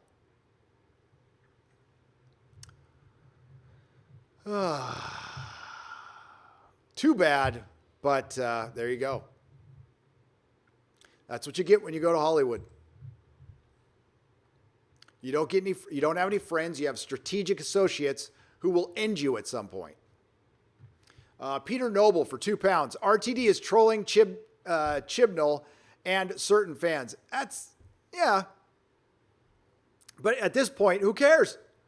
It's dead. I mean, like I said in my Star Trek video, and I'm saying about Star Wars and Doctor Who, like, that's it, folks. It's over. R.I.P. Doctor Who was never a joke. It is done. It is dead as a series. The BBC, right now, they're using hope as a strategy.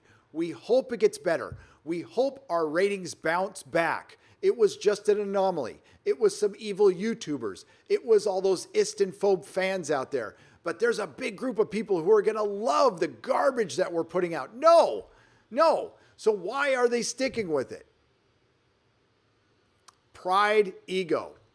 Pride and ego. And once that starts getting into your business, plus the BBC doesn't really operate like a business or a corporation, do they? But according to Az, he doesn't have to pay his license fee. And I would recommend during these hard times, I suspend the license fee. That's because what you're doing is you're victimizing the poor. That's all you have to do. Just word it like that. You're victimizing the poor with a license fee. Gary, I heard you on the Inquisition that you're in Carlsbad. I'm heading down there on Thursday to go home and visit my family. Make sure you go to Pizza Port on Carl's Village Drive. You won't regret it. I will check it out, SD Bentley. I ate at, where did I eat again? I'll remember it later. I'm having a live stream brain fart. It's not like I haven't gone there for years. Justin White for 2 Canadian pesos. Smith was kidding with a curious child. Yes, he was. Yes, he was. I didn't take that seriously. It's all about context, folks. But Screen Rant, believe me, the Access Media was digging and digging and digging and looking for anything they could find to back up the argument that the Timeless Child could be used as canon. And they failed miserably. Miserably. The Talons of Wang Chang for $4.99. What's that, doctor? Asked Jimmy stuck down in the well. Come on, girl, let's get some help. Lassie reference if you weren't sure. This is so stupid. Yes. Jimmy. Ferociously, Steph is Dr. Deer. Problem being. That's good. Ha for $2. Well done. Yes. Community TV show predicted this in one episode. Justin White, I didn't watch Community, so I believe you for 2 Canadian pesos. Cisco Kid for $5. So let me get this straight. We have Doctor Who, Nurse, and now Catshite. Oops. Need to bury this one, fans. Yeah, we do. John T. Levine for £4.99. You know what the funniest part about this is? The Doctor is canonically a gender fluid furry, and I'm not even shocked. It's just par for the course. The furries have always been around fandom. They've always been a part, like a little niche, weird, out there part of fandom, and they were never supposed to be fandom. I would say even a furry would tell you that.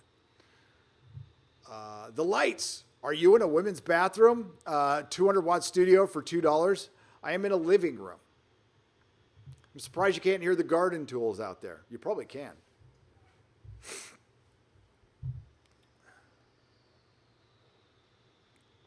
Also, for what it's worth, gender non-binary people are going to hate this. Men and women and animals means that there is no third category besides animals. Yep. Uh-huh. Oh, yeah. I didn't want to go there. I really didn't. But remember in the Star Trek article about Picard, the humbling of Picard, they equated dogs as a marginalized group. Dogs. I'm surprised more light hasn't been brought to that. Now, this is the second relation to animals. They show who they really are every chance they get.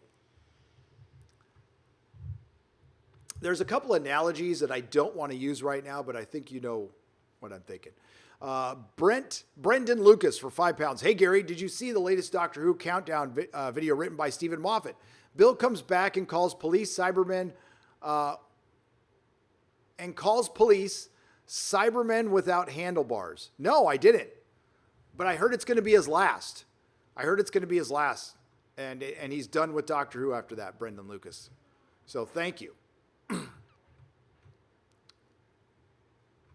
Chris Stanley for $1.49. Thank you for the phallic unicorn. I appreciate it. SJ Almighty for £5. You do a good job. You all do a good job. Thank you for being here. I don't know if the count's right, but over 2,600 people. That's brilliant. Thank you so much for joining me for this crappy sounding live stream. I will try to find something a little better sound wise. There's a hotel right next door. Dude, there's hotel. Sorry to dude you. There's a hotel on the beach where you can get a suite for $200. Like right now for $200, a ocean view suite. That's how crazy things are. I was thinking about just getting a little hotel room to do my recordings from, but I mean, I'm cheap, but I might have to. I'm going to go back and listen to it because a lot of people listen to this as a podcast. By the way, I'm available on Spotify now and on iTunes, and this is going to be, audio. It's so important. It's so important. Brendan Lucas for $10. A movement that demands your subjugation just might not be a moral movement, and giving away your power to somebody with the hope of mercy and redemption just might not be the smartest course of action.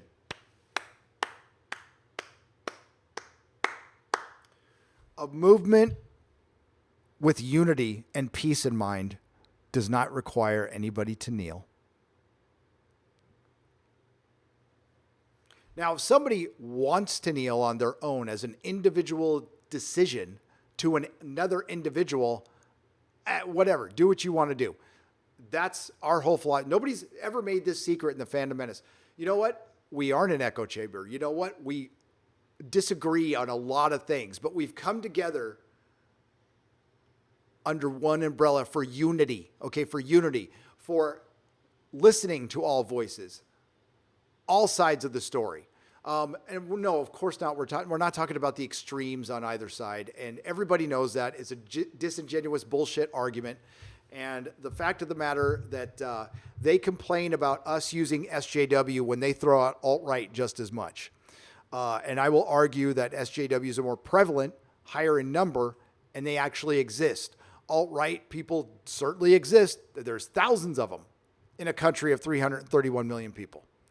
And I don't think any of them would watch Star Trek or Doctor Who now or ever, or like Star Wars.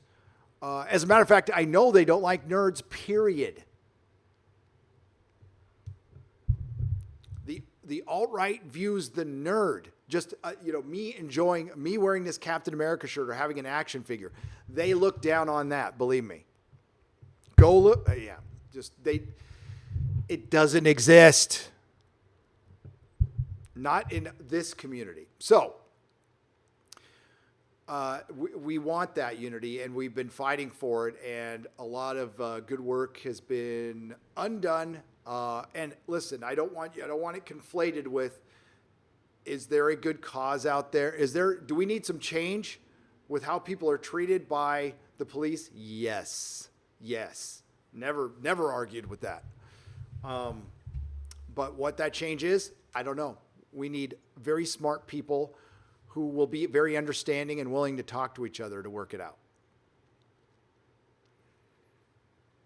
Rebecca Gold for 20 pounds. Hi, Gary. Come on our show this Sunday. The idea, if we were the showrunner after the Moff and instead of chin balls, did I say chin balls? Oh, because you wrote it that way. Chin balls, sorry. How would we proceed? Bulls Trek and Starry-Eyed Girl will be on. If you can't, don't worry. Keep rocking, mate. What time? Because I have the Inquisition on Sunday. But if it's during the day, like around noon my time, so 8 your time, I could make it. I talked about that a little bit. How do you move ahead? Well, with the current canon, you can't. You can't. Unless you come in and listen, everybody's going to say, erase the last 2 years. You can't do that.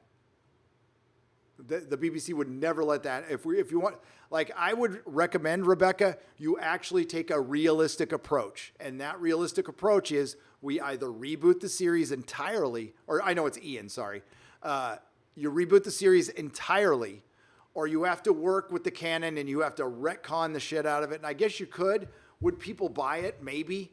I am of the belief that too many normies have walked away. Now, hardcore fan, could you win me back with if Ian or Bulls Trek wrote it or Critical Drinker wrote it and retcon something? Sure, you can win me back, absolutely. But it wouldn't be, the normies would be gone, and it would take years to earn them back.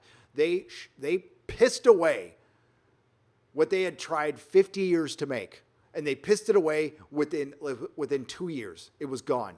50 years of work, gone. 50 years of work by better men and women, gone with one hack. One hack and one terrible actress. It's easier to destroy than build.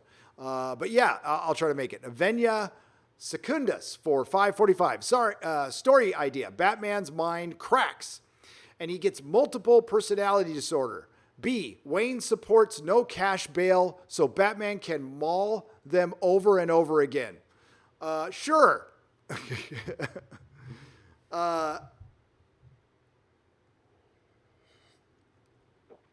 Venya, I don't know. It makes me think of a picture though, which I was almost going to use for the thumbnail, and I thought better of it because it's Batman with a beard, and I forgot what cover it was for, but he's got the bottle of pills, and it's right. I think during Venom, right? The Venom storyline. I'm thinking of that. Mark Tuttle for $5. Come to Austin. North suburbs aren't woke. Would love to have you and the wife for dinner. Keep it real. Hell, Mark, I would love to come by. Austin is not in my future. I am not going to get anywhere near any place that's like San Francisco. Not even the burbs. But thanks, though. But Texas is a possibility. I drove past a restaurant yesterday with people, says Jody Boy for $2. Yes, I was in a restaurant yesterday with people. We just had to walk in with our masks, and when we sat down, we did it. We did it. What was the goddamn name of the? Hang on.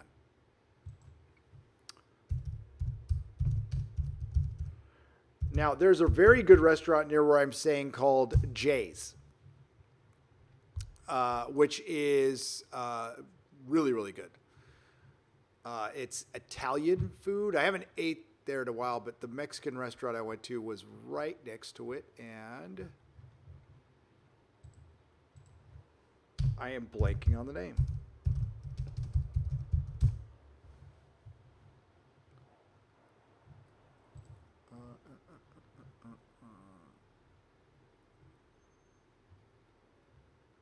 I'll think of it when it's over.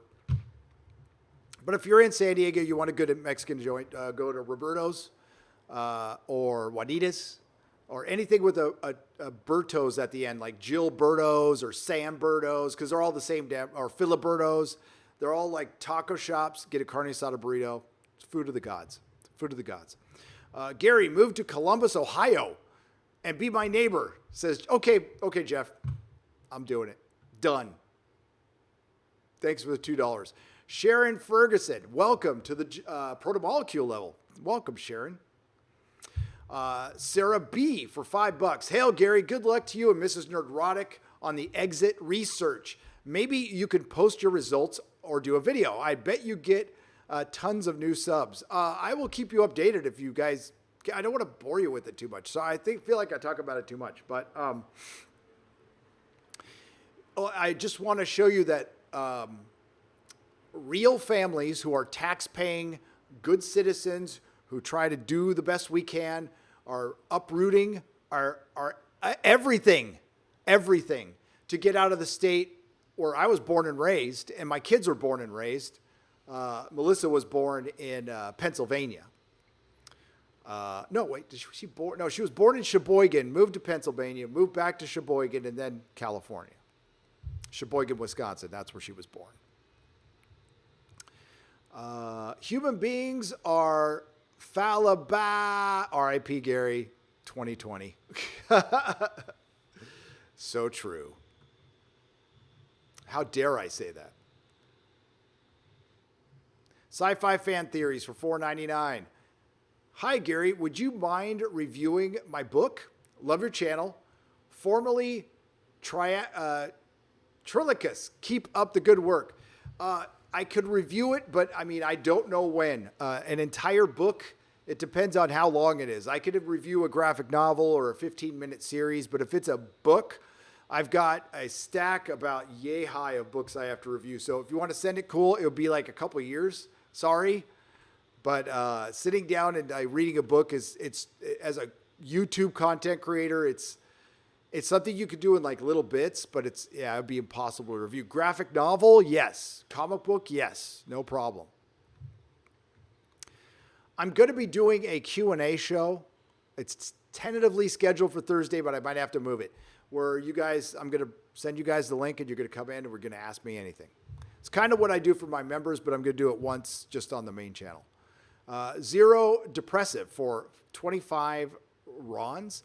Why do you talk like you're being held hostage by radicals in Comicsgate?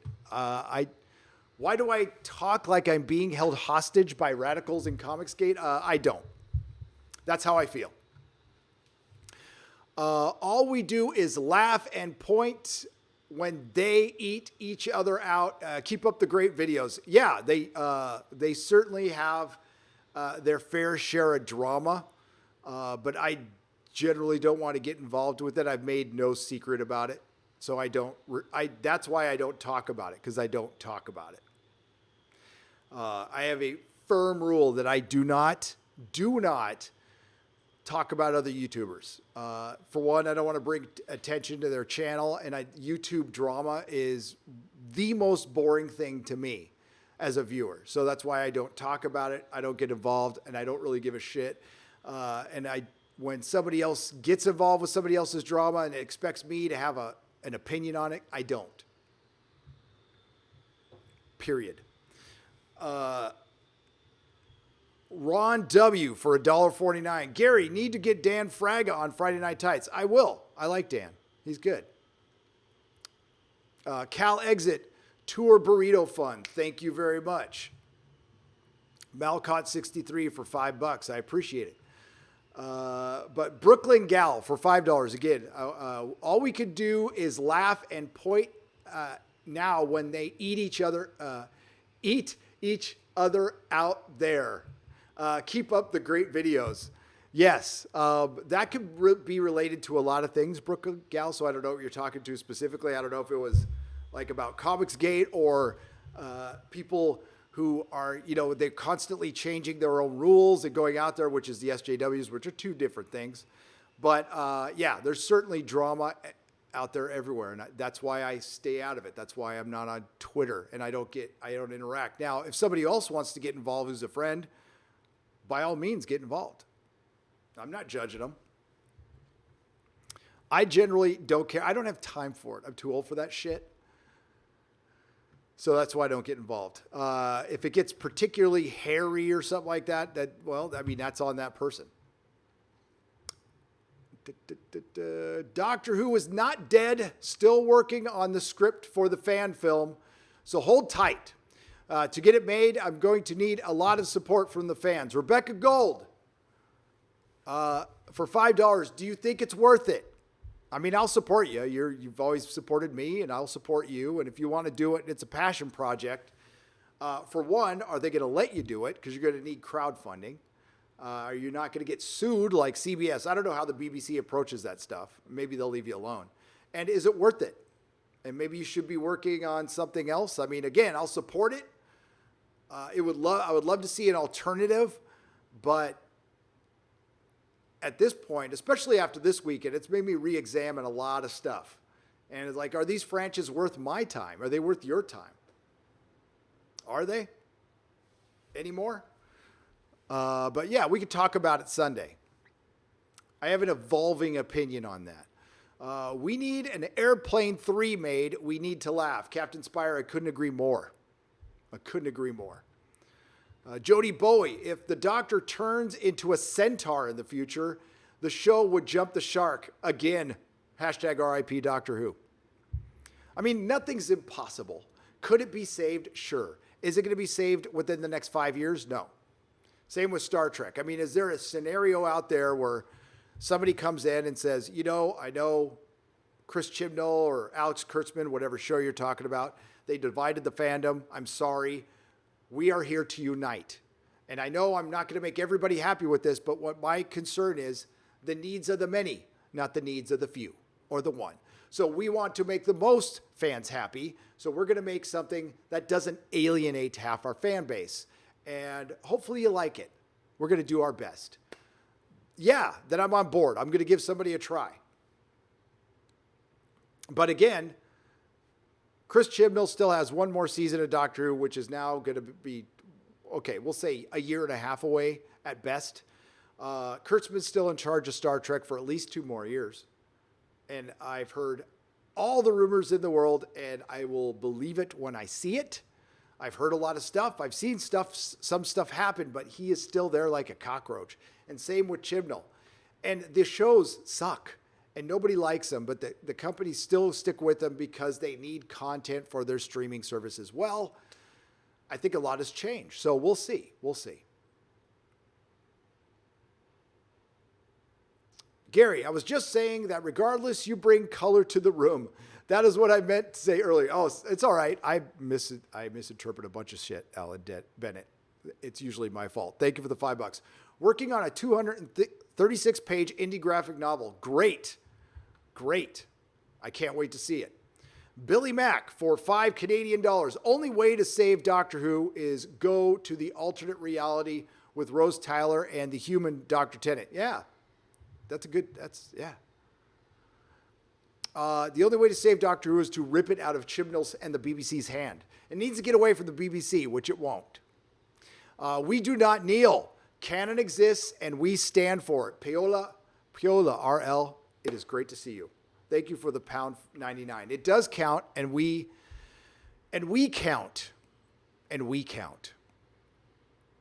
I came 1906 for $5. I had family in Escondido, California. Now they live in Dallas, Texas, in a suburb of Frisco, Texas, and they love it.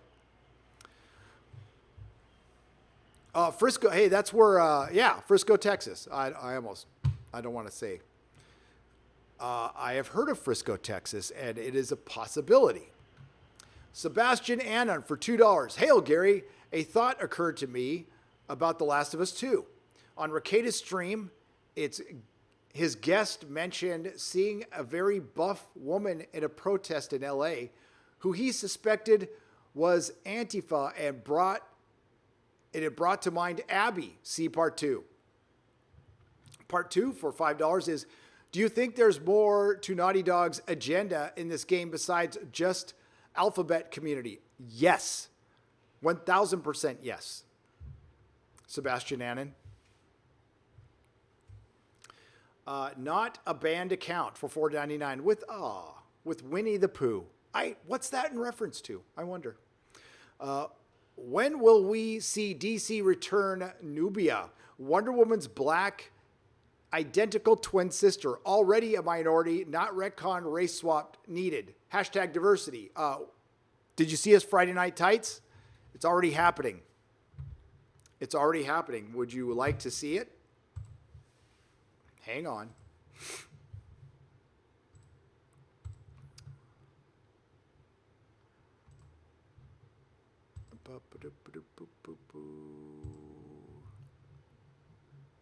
Where is... Give me just a moment.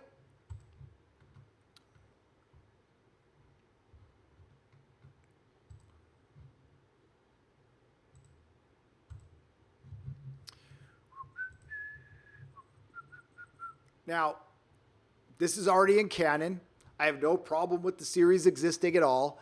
The only thing I have the problem with is the art. Okay? So, that's the only thing I have a problem with. And whatever, that's fine. It's specifically that.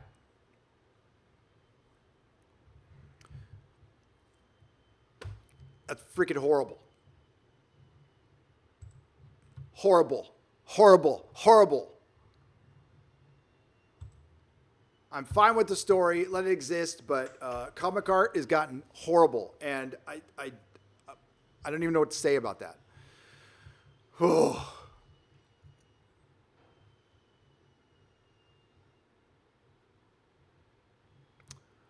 Matt Guy for £2. Fans will always tune in no matter the background. Thank you very much. I appreciate that. Hail Gary in chat. Hope everyone is doing well.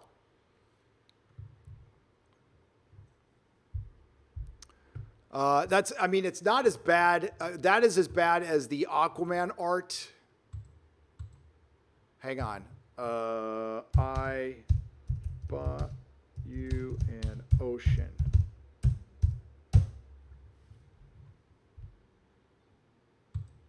No, I brought you an ocean, not I bought you an ocean.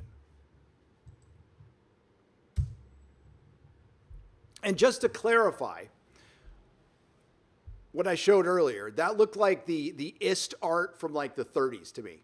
I mean, if you want something like truly offensive, and I'm like Mr. Offended here ever, but like when I saw that, I could not believe it.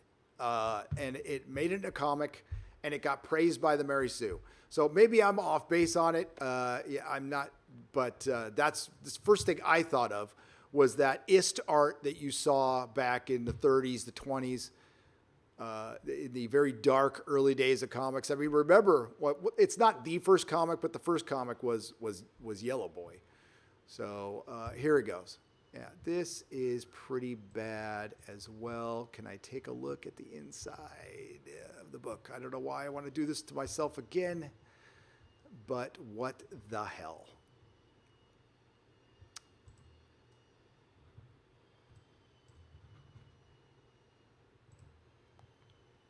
Sorry, it's bouncing. I'll try to keep that to a minimum. There you go. So it's a book about Aqualad, who's not really Aqualad, in New Mexico. Look at this art. Man, that's quality stuff.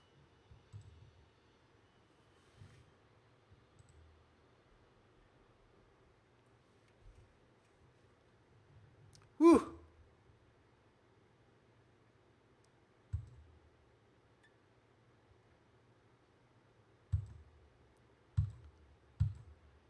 We got to get to, oh, that's fascinating. What is that?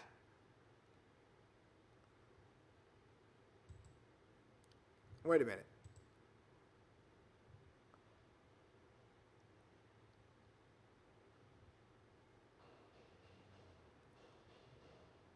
Oh, he brings up the water. You brought me an ocean. Oh my God, is this the whole book? Oh, what does that symbolize? Oh, wait a minute. How come the pages we were looking at the other day are gone? With like the big bubble? Interesting. Pretty sure this is the same website I went to Friday night. All right, well, it's not there. Yeah, wonderful looking art there, isn't it? Yeah.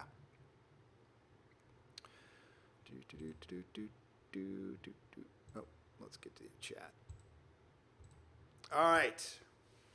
Little Steve for £2. Hey, Chicken Joe is from Sheboygan. Sheboygan is, yeah, Mrs. Nerdrotic's hometown. Chicken Joe. Hey, Gary, hope you're doing well, looking for a new house. I own an autograph company. I've been paying my employees throughout the pandemic and gave them their pay raise to $25 an hour. Private Halo 117 for $1.99. You own an autograph company? Dude, email me. I'm a collector. Email me. Let me know where's your shop at. Let me know. I don't want to dox you here, but unless you want to tell people, that's fine. Cool. Hail, Gary and chat. Hope everyone is doing well. Says Caleb Beck for $2. I am doing well. It seems like the chat is pretty lively today, which I like. Matt Guy, thank you again. Caleb Beck, Sebastian Annan, Little Steve, Private Halo 117, Crazy Cat Guy for $5. Thanks for the live stream. Enjoy your getaway. I will. We're actually going to have to wrap things up. I'm going to get through the last super chats here, and I got to wrap up and hit the comic store. Keep an eye on Twitter. I'll probably, I don't know if I can, I'll live stream on Nerdrotic Live from the shop if they let me. Why not? If you haven't subscribed to Nerdrotic Live, now is the time if you want. It's my alternate channel where I put my live streams. Greetings from Escondido, says Jeffrey Wolf. What's up, Jeffrey Wolf? That's where I lived before I moved to San Francisco, Ashford Glen, on Ashford Glen. Moringan for $10. As a palate cleanser for everyone, I want to recommend the recent Lord of the Rings cast reunion hosted by Josh Gad on YouTube. Nothing but nostalgia and happiness, exactly what actors are supposed to provide. And I can second that. I watched it too, Morrigan. Absolutely. Thank you for the $10. You're old, Gary, says Leroy for $2. Yes, absolutely. I'm 50. And may you live this long. May you live this long and longer, much longer. Love the ASMR and bikini tryout on hall lighting. Oh, don't you love it? It's Nerdrotic now with bisexual lighting. For 200-watt studio for $2. Swamp Thing Twin Branches. What the Friday? Oh yeah, we're gonna cover that too. No, DCYA is going to provide me and Yellow Flash and a lot of other people and with content for the rest of the year. Because we already did Gotham High. We're going to be doing maybe the Robin book. We might do that. We're going to do the Aqualad book. And now there's a Swamp Thing book that's worse. Jody Bowie for $5. Move to Tonawanda, New York. Gary, it's calm and nothing happens here. You and the clan could be my neighbors. And you could all come over for dinner, LOL. I'm not going to move to the East Coast. I am a West Coast guy. Southwest is where I'm looking for. But thank you. I'll visit. Next time there's a New York Comic Con, I'll be in New York. Pal Sletten for 200 Danish krona. Wow. Love from Norway. Nerdrotic, go forth and conquer. Good man. Kill all the SJWs with your words. Eve Online, salute 07 PS. Love from Paul. Thank you. EVE, I don't know what that is at the end, but thank you. Eve Online, salute. So you're saluting. Got you. Got it.